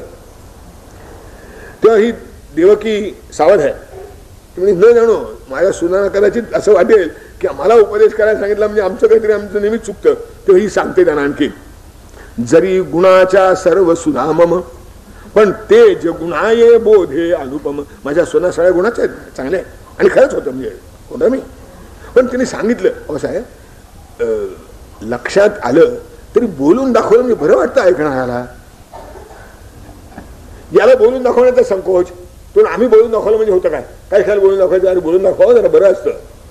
चांगलं ऐकलं म्हणजे चांगलं म्हणावं, वाईट ऐकलं म्हणजे वाईट म्हणावं, म्हणजे तो सुधारतो वाईटवाला. एखाद्याचा एखादा गुण लक्षात आला तर बोलून दाखवावा, तुमचा हा गुण चांगला आहे, विशेष आहे असं म्हणावं. पण माणसं अशी कंजूस असतात म्हणतात ते काय विचार. आणि आपण महाराष्ट्रीय तर फारच, त्यातही ब्राह्मण असं मी विचारलंच नको. मी ते नेहमी सांगतो आपल्याला, ऐकलंय की नाही, आणखीन कृपण खरंच काही नाही. जर मनुष्य वागायला लागला ना तर कितीतरी संघर्ष, कितीतरी शत्रुत्व आपोआप कमी होईलच आहे, होत नाही माणसाच्या. देवकी म्हणते, जरी गुणाच्या सर्व सुनामम, तेज गुणाये बोधे अनुपम. पण त्या गुणानं बोधामुळे तेज पडतं. जसं पैलू पडता जशी हिरकणी चमकत असे की अपूर्वतेने, की हिरकणीची जी किंमत आहे ती तिच्या पैलूवर नाहीये. मुळात हिरकणी चांगली आहे म्हणून तिची किंमत आहे, पण पैलू पडला की त्या हिरकणीची किंमत कितीतरी पटीने वाढते असं आहे. नाही तर काचेलाही पैलू पडता येतात. पैलू पैलू म्हणून किंमतवान नसतो, पण तो हिरकणीला पडला की तिची किंमत वाढते. तसं माझ्या सुना सगळ्या गुणाच्या आहेत, पण तुमच्या बोधाने त्यांच्या त्या गुणाला पैलू पडणार आहेत नाही म्हणून थोडं सांगा. हिने आढेवेडे काही घेतले नाही, कच्चं कच्चं मला काय तर वगैरे काही नाही. सरळ माणसं आहेत हो. नाही तर कोण आग्रह किती करतो त्याच्यावर त्याचा अवलंबून असतं. हे सरळ सांगा म्हणलं की हिने सांगायला सुरुवात केली. बरे म्हणाली हसून यशोदा, बोलत बघुनी मन गोविंदा. तिने एक सूत्र सांगितलं पहिल्या प्रथम, प्रसन्न करणे मन भरत्याचे रहस्य हेची स्त्री धर्माचे, की आपल्या नवऱ्याला प्रसन्न करणं हे स्त्री धर्माचं रहस्य आहे. बाकी सगळे जे स्त्री धर्म आहेत त्या एका ह्या सूत्राभूती गुंतलेले आहेत असं यशोदेनं देवकीच्या सुनांना सांगितलं. आणि काय चांगली चांगली माणसं तेच म्हणतात. ज्ञानेश्वरांनी स्त्रीच्या उद्धाराचा मार्ग सांगितलाय. काल उल्लेख केला होता थोडा, की पतीची या मता अनुसरोनी पतिव्रता, अनायासे आत्महिता भेटीची ते.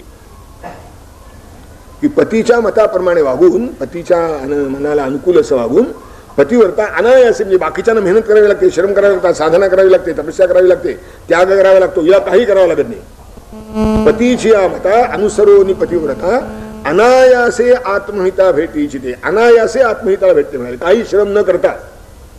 सीतेने सांगितलंय नास्ति तासाम पृथक यज्ञ नवरतम नाप्युपोषणम पतिम शुश्रूषते येन तेन स्वर्गे मह्यते, हे अनायासे आत्महिता भेटीची. नास्ति तासाम पृथक यज्ञ नवरतम नाप्युपोषणम. आता व्रत उपोषण सगळी बायकांच्याच माथी असतात. आता कशी करतात ते परमेश्वर जाणे, पण असतात काही. इथे व्रत नाही, उपोषण नाही, काही नाही, यज्ञ नाही, एकच पतिम शुश्रूषते येन, पतीची सेवा करते, तेच तेन स्वर्गे मह्यते, तिला तिचं हित आपोआप भेटतं. यशोदा तेच सांगते की प्रसन्न करणे मनभर त्याचे, रहस्य हेची स्त्री धर्माचे, पती समानी दैवत पत्नी, उलट तो तिज लागी सुखवी यत्नी, परस्परी विश्वास पुराजर, हर्ष सुखा साम्राज्याची ते घर. जी पत्नी पतीला आपलं दैवत मानते आणि जो पती तिला सुखवणं हे आपलं कर्तव्य असं प्रामाणिकपणे समजतो, नुसतं साडी आणून देऊन सुख हवतो असं खरं नव्हे. घरात काही वस्तू आणली म्हणजे सुख लागते असं करेन, ते पुन्हा वागण्यावर अवलंबून आहे. आपल्या बायकोला सुख देणं हे आपलं कर्तव्य आहे असं जो नवरा समजतो. पहिलं हे पती समानी पत्नी दैवत पत्नी, तो तिज लागी सुखवी यत्नी, प्रयत्नपूर्वक तिच्या सुखाची काळजी घेतो. हर्ष परस्परी विश्वास पुराजर, आणि दोघांचा जर एकमेकावर पूर्ण विश्वास असला, पूर्ण परस्परी विश्वास पुराजर, हर्ष सुखा साम्राज्याची ते घर. आता ते घर घर नाही, हर्ष सुखाची राजधानी असते म्हणाले, साम्राज्य आहे सुखाचं. आता बाकी काय तुम्हाला सांगू, बाकी सगळे याच्या भोवती येतं म्हणाले. मान करावा वडील जनांचा, नम्र असावी सदैव वाचा, मनी जिव्हाळा साना विषयी, धरिता सकला प्रियती होई. वडीलधाऱ्यांचा मान ठेवावा, आपलं बोलणं नेहमी नम्र असावं, सगळ्यांच्या विषयी अंतःकरणामध्ये जिव्हाळा असावा, लहान मुलं आहेत त्यांच्यावर प्रेम करावं, असं जर वागलं, धरिता सकला प्रियती होई, चित्त आपुल्या वश ठेवावे, आवरुनी यत्नाने, भावनास जपणे दुसऱ्याच्या, अतिशय कोमलतेने, जय हरी सुखकंदा. अत्यंत प्रयत्नाने ठेवावं. कोणी कसाही वागला तरी माझ्यावर मनावर परिणाम होता कामा नये. चित्त आपुल्या वश ठेवावे, आवरुनी यत्नाने, प्रयत्नपूर्वक मन आपल्या स्वाधीन आवरून ठेवावं, आणि भावनास जपणे दुसऱ्याच्या, अतिशय कोमलतेने, जय हरी सुखकंदा. हे बरोबर उलट असतं. माझ्या भावना दुसऱ्याने कोमलपणाने संपल्या पाहिजेत असं मला वाटतं, आणि मी कसाही वागलो तरी लोकांनी रागावता कामा नये असं मी गृहीत धरलेलं असतं. हे असं उलट असलं पाहिजे. हेच यस्मान्नो द्विजते लोकः लोकांनो द्विजते, या भक्तीचं रहस्य आहे की याच्यापासून लोकांना त्रास नाही. हा असा वागतो की याच्यापासून लोकांना त्रास नाही, आणि लोक कसेही वागले तरी त्रास करून घेत नाही. चित्त आपुल्या वश ठेवावे, आवरुनी यत्नाने, भावनास जपणे दुसऱ्याच्या, अतिशय कोमलतेने, जय हरी सुखकंदा. दक्ष असावे ग्रहकृत्यासी, लवन सहावे मलिनपणासी, नच माना हे कामन माझे, आळस लक्षण नच विभवाची. वैभवाचं आळस हे लक्षण नाही. एकही काम तुमच्या घरातला तुमचं असता कामा नये की जे माझं नाही. हे त्याचं आहे, हे त्याचं आहे, हे त्याचं आहे, हे त्याचं आहे, हे मोलकर्णीचं आहे. मग मोलकर्णीशे फाडतात, आणि मालकीण कोण का मोलकरीण कोण लवकर कळत नाही. मोलकरीण 2 वाजता आली तर 3 वाजेपर्यंत भांड्याचे ढीक तसेच पडून राहिले, तर मोलकरीण कशा करता 2 वाजता यावं, ती 4 वाजता येते. एकही असं नसता कामा नये की हे काम माझं नाही. दक्ष असावे गृहकृत्यासी, लवन सहावे मलिनपणासी. कुठेही मलिनता असता कामा नये. पलंगाच्या खाली, कपाटाच्या मागं, खाली, सगळीकडं कुठेही मलिनता असता कामा नये. लवन सहावे मलिनपणासी, सगळीकडे घर कसं लख स्वच्छ असलं पाहिजे असं यशोदा. लवन सहावे मलिनपणासी. आता हे खरं आहे की कोणतं किती झाडावं आणि किती वेळा झाडावं याचा काही प्रमाण असते मान्य, पण घाण कुठेच असता कामा नये. कपाटाच्या खाली वर्षात पाहिलं नाही असं कसं झालेल? निदान आठवड्यात नाही एकदा, निदान महिन्यात नाही एकदा तरी कपाट खाली झाडून बदले पाहिजे का नाही तर काय काय खाली असतं कोणाला ठाऊक. लवन सहावे मलिनपणाच, आपण वरची झकपक करतो, आत बघायची सोय नसते. लवन सहावे मलिनपणाची. आणि आता हे फर्निचर वाढल्यापासून हा प्रॉब्लेम नेहमी निर्माणच झालाय. जेव्हा फर्निचर घरात कमी असे तेव्हा निदान सगळीकडनं किरसुनी सारखी फिरत असे. आता या फर्निचर नंतर सगळीकडनं किरसुनी सारखी फिरतही नाही. आणि हे लक्षात घेऊन ही श्रीमंत मंडळी सगळी यांच्याकडे फर्निचर म्हणजे उपस्कर पुष्कळ असेल म्हणून मग यशोदा मुद्दाम सांगते, लवन सहावे मलिनपणाचे नचमाना हे कामन माझे, आळस लक्षण नच विभवाचे. आळस हे काही वैभवाचे लक्षण नाही. तुमच्या घरी हाताखाली नोकर माणसं असतील तर ठीक आहे, पण नोकर माणसांच्या बरोबर तुम्हाला असं काम करता आलं पाहिजे की नोकरांना वाटलं पाहिजे की मालकीणबाईच्या बरोबर जरा जपून राहायला पाहिजे नाही, म्हणजे नोकर शेफारत नाही. आपल्या वाचून मालकिणीचं आणलं म्हणलं की तो शेफारत. आळस लक्षण नच विभवाचे, रवी किरणांचे व्हावे स्वागत, गृहांगणी जे स्वच्छ सुशोभित, धाक असावा दास जनासी, परिनच येऊन संतापासी. तुमचं अंगण स्वच्छ झाडून सारवलेल्या अंगणामध्ये सूर्याचे किरण पडले पाहिजे. रवी किरणांचे व्हावे स्वागत, अर्थात घराला अंगण असलं तर. झाले अंगण म्हणजे काय हे मुलांना समजावून सांगायचा प्रसंग आला. रवी किरणाचे व्हावे स्वागत, मग त्याला सांगावं लागतं रस्त्याचा असा भाग की जो आपल्या भिंतीच्या आत येतो. अंगण मी समजावून सांगायचं काय त्याला. रवी किरणांचे व्हावे स्वागत, गृहांगणी जे स्वच्छ सुशोभित, धाक असावा दास जनासी, परिनच येऊन संतापासी. संतापाला येऊन नोकर नम्र राहतात हे खरं नाही. नोकर तुमच्या वागण्याने नम्र राहतात. त्यांच्यावर कुत्र्यासारखं तोंड टाकलं म्हणजे सेवक आज्ञेत राहतात हे खरं नाही. राहतात काही वेळ पण जळफळ जळफळ राहतात. संधी मिळाली की उभा राहतात करतात. तुमच्यावर त्यांचं प्रेम जडावं अशी तुमची इच्छा असली तर तुमचं वागणं असं पाहिजे. धाक असावा दास जनासी, धाक म्हणजे भय नव्हे. धाक असावा दास जनासी, परिनच येऊन संतापासी. म्हणून वागावं कसं, सर्वा आधी शयन त्यजावे, सकला वाढून मग जेवावे. आणि ह्या सगळ्या उद्योगामध्ये कार्यनिमित्ते कधी पतीची करा उपेक्षा लवहीन सायाची. अमक्या कामात मी गुंतले होते म्हणून हे काम तुमचं राहिलं असं म्हणण्याचा प्रसंग कधी येऊ देणार नाही याची काळजी घ्या. कार्यनिमित्त असं यशोदेनं सांगितलं. कार्यनिमित्ते कधी पतीची करा उपेक्षा लवहीन सायाची. त्याच्या सगळ्या वस्तूवर तुमचं सारखं लक्ष पाहिजे. त्याला काय काय लागतं, केव्हा लागतं, कसं लागतं हे तुम्ही दक्षतेनं पाहिलं पाहिजे. आणि हे दक्षतेनं पाहिलं जातंय असं जर खरंच त्याला वाटलं तर खतरूड माणसं असतातच असं नाही, त्यांच्याजवळ पुष्कळ प्रेम असतं, पण ते प्रगट कसं करावं हे कळत नाही. आता काय सांगावं. कार्यनिमित्ते कधी पतीची करा उपेक्षा लवहीन सायाची, हाच पतीसी वश करण्याचा उपाय आहे एक सुखाचा. ताईत गंडे जी कुलटाती शोधित बघते आत्मविघाती. नवऱ्याला मुठीत ठेवायला काय करावं, याच्याकडे ताईत मिळतो त्याच्याकडे गंडा मिळतो. जी कुलटा आहे तिचं हे काम आहे म्हणाले. नवऱ्याला जर आपल्या मुठीत ठेवायचा असला तर एकच मार्ग आहे. कार्यनिमित्ते कधी पतीची लवही उपेक्षा करा नसायची, हाच पतीशी वश करण्याचा उपाय आहे एक. एकुलता एक उपाय आहे आणि तो सुखाचा आहे. उपाय आहे एक सुखाचा. ताईत गंडे जी कुलटाती शोधित बसते आत्मविघाती. आणि सुखाचा असं मी काय म्हणतो, थोडे श्रम होतात पण आरोग्य चांगलं राहतं. कार्यनिमित्ते कधी पतीची करा उपेक्षा लवहीन सायाची. आणखी एक सांगते म्हणाले स्त्रियांच्या करता खास, निज पावित्र्या प्राणपणेही रक्षा नित्य अनन्या. अनन्यपणाने याच्याशिवाय दुसरं काही नाही अशा भावाने आपलं पावित्र्य सांभाळा म्हणाले. पवित्र जी नच ती नच कन्या माता भगिनी, पवित्र जी नच ती नच माता भगिनी पत्नी कन्या जयमाली. स्त्रियांची संबंधित अशी सगळी जी नाती आहेत ती तिच्या पावित्र्याच्या अधिष्ठानावर बसलेली आहेत. जी पवित्र नाही ती आई नाही, बहीण नाही, बायको नाही, मुलगी नाही. पवित्र जी नच ती नच माता भगिनी पत्नी कन्या जय हरी सुखकंदा. त्याग सर्महा संयम भूषण स्वभाव भावा की प्रेमळपण.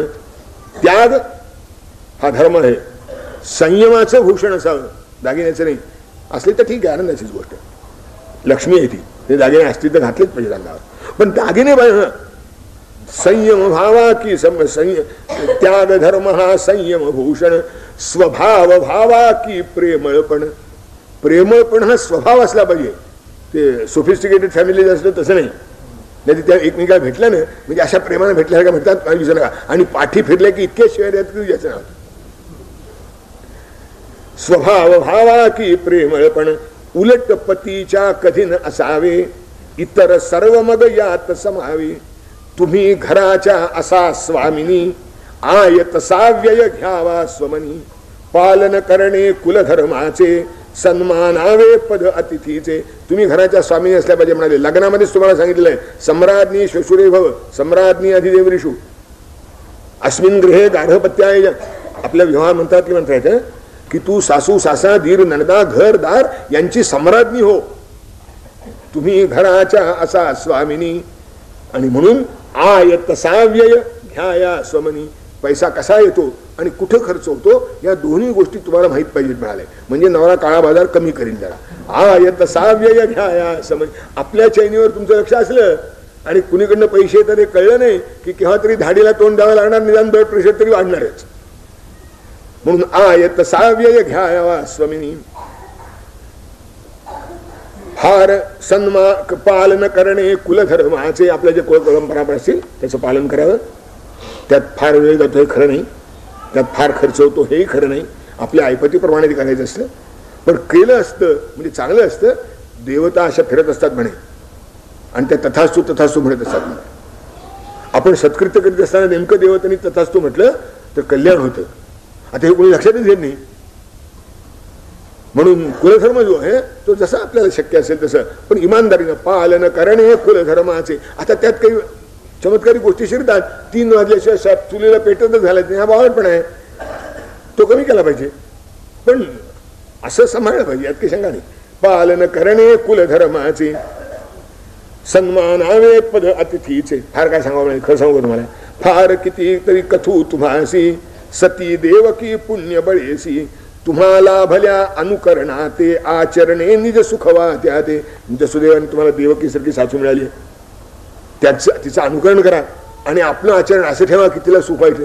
म्हणजे सगळं आलं म्हणलं त्यात.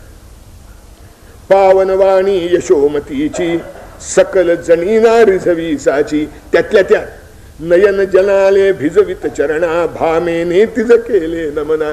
सत्यभामेने जरा तिला विशेष ते ताईत गंडेजी कुलटा. मी द्रौपदीला विचारलं होतं कोणत्या मंत्रानं तू तिथेला नेमकं पटलं की काय आपलं चुकता येते. त्या सत्यभामेला ते विशेष बरं वाटलं, विशेष आवडलं. तिचा जो काय प्रॉब्लेम होता तो सॉल्व्ह झाला. तिची जी अडचण होती ती नेमकी सुटली की काय काय करावं तिला जे कळत नव्हतं ते. आणि त्यामुळं हे नेमकं मलाच उद्देशून चाललंय असं वाटलं नाही. ही सगळी सज्जन माणसं आहेत. नयन जलाने भिजवित चरणा, भामेने तिज केले नमना. आता गोकुल जन समुदायी लाभे, समाधान सर्वांना. काय विशेष होतं तिथे? तिथल्यापेक्षा इथे काही श्रीमंती होती, तिथल्यापेक्षा व्यवस्था चांगली होती. सरळ प्रेमळ निर्लोभांचा, स्नेहन सुखवी कवना जय. सगळी माणसं सरळ होती, सगळी प्रेमळ होती, सगळी निर्लोभ होती. आणि अशांचा सहवास असला म्हणजे तो संपत्तीचा. आपल्या आपण फार बहिर्मुख झालो आहोत तेव्हा संपत्तीच्या माध्यमातून समाधान शोधतो, ऐश्वर्याच्या माध्यमातून समाधान शोधतो आणि त्यामुळे घोटाळ्यात पडतो. काहीतरी भलतच होतं त्यातून.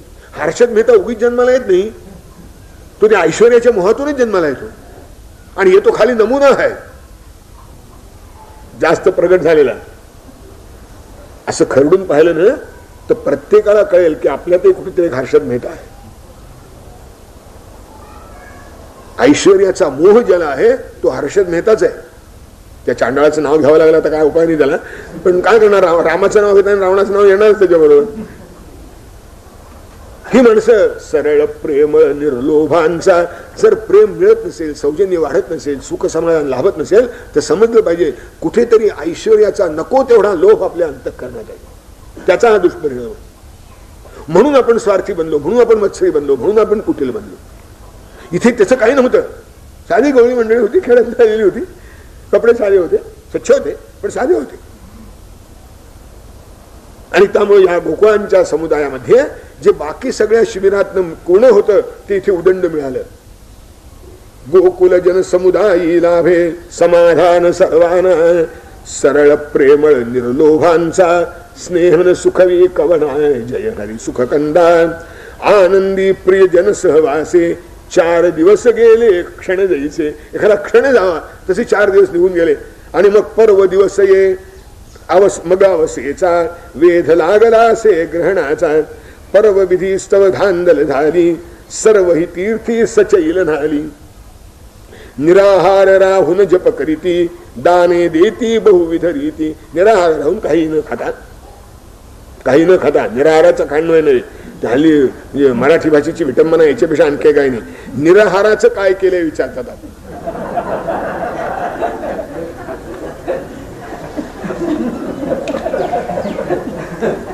निराहार म्हणजे काही न खाणे. पर्व विधी स्तव धांदल झाली, सर्व ही तीर्थी सचैल झाली. निराहार राहून जप करीती, दाने देती बहुविध रीती. गिळीत राहू क्रमे रवीसी, डाग लागला पसरायासी. लोक समाजी अफवा जैशी, स्पर्शही नसतो जरी मुळासी. लोकांच्या मध्ये जशा अफवा पसरतात तसा सूर्यावर डाग पसरायला लागला होता हळूहळू. मुळात सूर्याला त्या डागाचा स्पर्शच नसतो, तसा मुळात ज्याची अफवा पसरते ते खरं नसतंच, पण अफवा मात्र पसरत असते. तसं इथे व्हायला लागलं. ग्रस्त हो तसे बिंब संबंध, प्रकाश अगदी झाला मंद. आणि त्यामुळं तारे हसले हळूच नभासी, क्षुद्र खुले जाई विपत सतासी. सज्जनावर विपत्ती आली की दुर्जनाला का आनंद होतो कोणा ठेवतो, त्याचा फायदा काही नसतो त्यात, पण तो अडचणीत सापडला ना बरं फार निर्वात होता एखादा असं वाटतं. त्याप्रमाणे सूर्यावर ग्रहण आल्याबरोबर तारे चमकू लागले, त्याच्या आपत्तीने जणू त्या क्षुद्रानाही आनंद झाला. सांज जाहली कशी अवेळी, चाराही नच घेती. घरट्यासी परतली पाखरे, दीन रवे किल बिलती. जय हरी सुखकंदा. आणि असे दुपारीच कशी सांज झाली. त्यांची सगळं घड्याळ तर नव्हती, पण आपला चारा पाणी सगळं गोळा होईपर्यंत दिवस असतो ना की आज आधीच कसा दिवस मावळला आणि अंधार पडायला लागला असं त्यांना वाटलं. आणि म्हणून सगळी पाखरं दीन आवाजात किलबिलू लागली. दीन रवे किल बिलती. जय हरी सुखकंदा. बिंब हो तसे लाल काळसर, वातावरणही झाले धूसर. उदास भासे जगती सारे, पडले होते अगदी वारे. वारा अगदी पडला होता, झाडाचं पान हलत नव्हतं, सगळीकडे उदासपणा वाटत होता. ते बिंब असं काळसर तांबूस दिसत होतं. पण फार वेळ नाही राहिला. सृष्टीची खिन्नता परीही, फार वेळ की टिकली नाही. दिसू लागले हास्य रवीचे, धैर्य चढे नच कधी सुजनांचे. पुन्हा सूर्याचा प्रकाश दिसू लागला. सज्जनाचं धैर्य जसे कधी मावळत नाही तसं सूर्याचं तेज तसं मावळलं नाही. जरा लपल्यासारखं वाटलं की पुन्हाच क्षणात प्रगट व्हायला लागलं. बिंब पुनरपी पुन्हा प्रबिंब रवीचे पुन्हा प्रकाशे. जसं किती प्रकाश होता, संकट काही नव्हते जैसे. मध्ये जणू काही संकट ग्रहण येऊन गेलं याची पुसट सुद्धा कल्पना येऊ नये असं तेजस्वी बिंब प्रकाशित झाले. पाप पळाले या भावाने, लोकांनी बघ केली स्नाने. आधी केली होती, आता ग्रहण सुटल्यावर पुन्हा एकदा सगळ्यांनी स्नान केली. यथा सांग कर्मे करीती जन, सद्धर्माची ओळख ठेवून. धर्माची ओळख ठेवून यथा सांग कर्म करीत होते, मिरवण्याचा एक भाग म्हणून नव्हे. दाता नचदे उपकारास्तव. दाता उपकार म्हणून देत नव्हता, घेणाराही आगतिक नाहलव. दाता उपकार म्हणून देत नव्हता, घेणाराही आगतिक नव्हता. आता दोन्ही आहे. घेणारा लाचार असतो आणि दात्याला वाटलं मी किती केलं असं आहे. दाता नचते उपकारास्तव, घेणाराही अगतिक नालव. यात्रिकासनच छळती कोणी, धर्म दक्षिणेसाठी. तिथं कोणी असा नव्हता की जो यात्रिकरूला छळतोय, हे करा ते करा, हे करा ते करा, हे करा ते करा, आम्ही स्वस्तात करून देऊ अमुक करू. कोणी नाही. यात्रिकासनच छळती कोणी, धर्म दक्षिणेसाठी. किंवा व्यंगाचे निज करून भांडवल, कुणी ना भरती पेटी. जय हरी सुखकंदा. खुरप्याला पैसा दे भगवान कुठे नाही, अन्याला पैसा दे व्यंगाचे निज करून भांडवल, कुणी ना भरती पेटी. जय हरी सुखकंदा. आता भगवान स्वतः परवी राहून उभे जलाते, हरिने जपिले गायत्री ते. सर्व काळ राही उपवासी, धन्य वाटले धर्मविधीसी. भगवान स्वतः पाण्यामध्ये वारं गायत्रीचा जप करीत होते, उपवास केला होता. धर्मविधी कृतार्थ झाला की आज भगवंताने माझा स्वीकार केला. तर धन्य वाटले धर्मविधीसी. आणि व्यवहार सुद्धा कसा सांभाळावा. श्रीनंदाच्या हाते वैभव आपुले करवी दान रमाधव. नंद बाबांना जवळ घेतलं आणि सगळा दान धर्म जो करायचा होता तो नंदाच्या हातून केला. श्रीनंदाच्या हाते वैभव आपुले करवी दान रमाधव. नंदाची मग उदार कीर्ती तृप्त मनाने याचक गाती. ते काही सगळ्यांना माहित नव्हतं. तर नंदबाबाचा लौकिक सगळे वा नंदबाबांनी काय दान दिलं, नंदबाबांनी काय दान दिलं, असं सगळ्यांनी लोकांनी नंदाचा गौरव केला.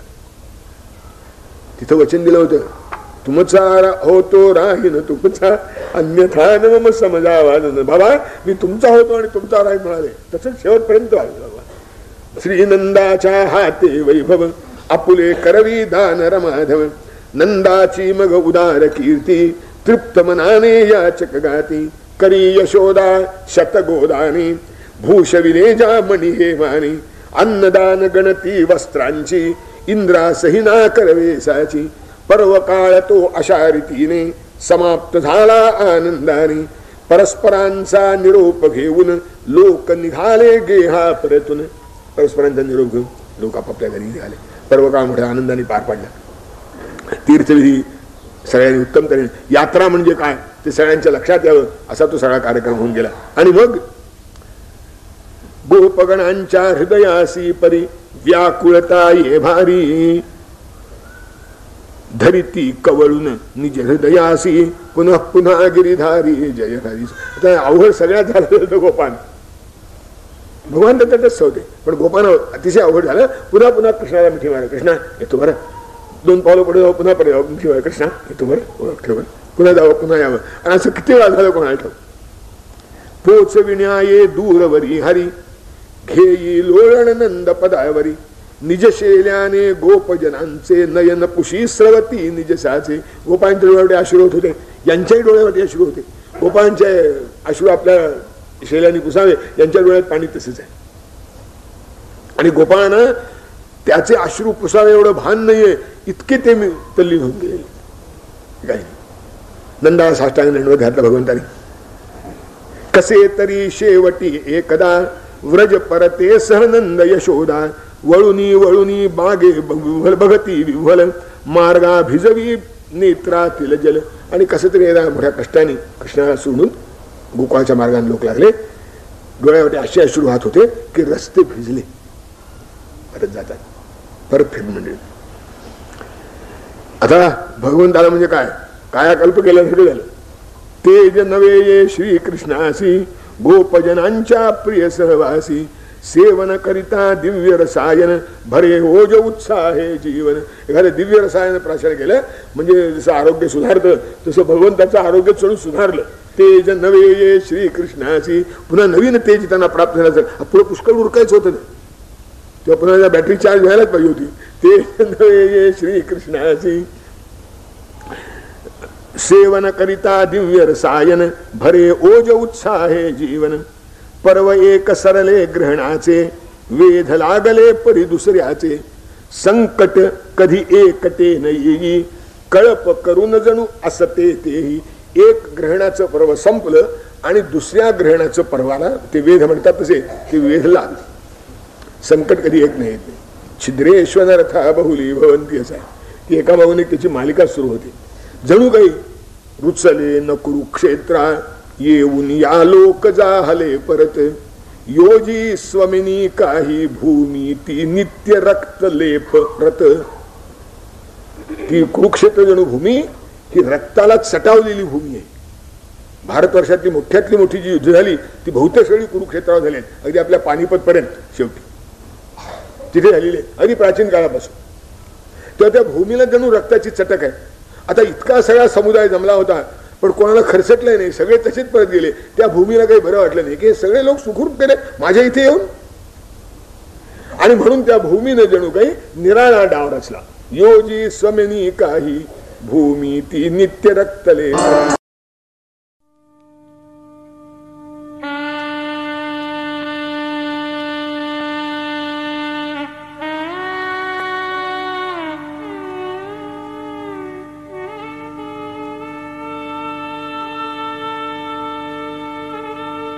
गोपाल गाते चले, कृष्ण गोविंद गोपाल गाते चले, मन के विषयों के विष से हटाते चले, मन को विषयों के विष से हटाते चले, इंद्रियों के न घोड़े विषय में अड़े, इंद्रियों के न घोड़े विषय में अड़े, जो अड़े भी तो संयम के घोड़े पड़े, जो अड़े भी तो संयम के घोड़े पड़े, तन के रथ को सुपथ पर चलाते चले, तन के रथ को सुपथ पर चलाते चले, कृष्ण गोविंद गोपाल गाते चले, कृष्ण गोविंद गोपाल गाते चले, नाम जपते रहे काम करते रहे,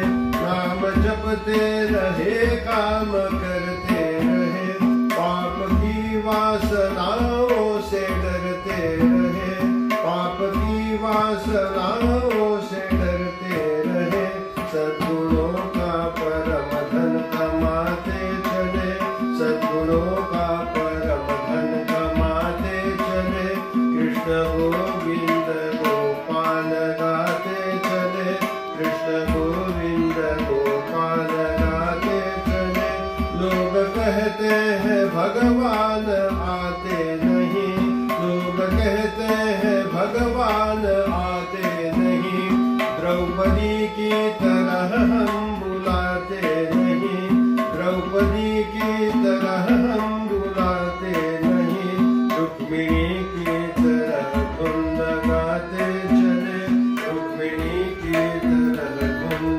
गाते चले, कृष्ण गोविंद गोपाल गाते चले, कृष्ण गोविंद गोपाल गाते चले, लोग कहते हैं भगवान खाते नहीं, लोग कहते हैं भगवान खाते नहीं, भिल्ली की तरह हम खिलाते नहीं, भिल्ली की तरह हम खिलाते नहीं, शाक प्रेमी विदुर संजिमाते चले, शाक प्रेमी विदुर संजिमाते चले, कृष्ण गोविंद गोपाल गाते चले, कृष्ण गोविंद गोपाल गाते चले, दुख में तड़पे नहीं सुख में भूले नहीं, दुख में तड़पे नहीं सुख में भूले नहीं, प्राण जाए मगर धर्म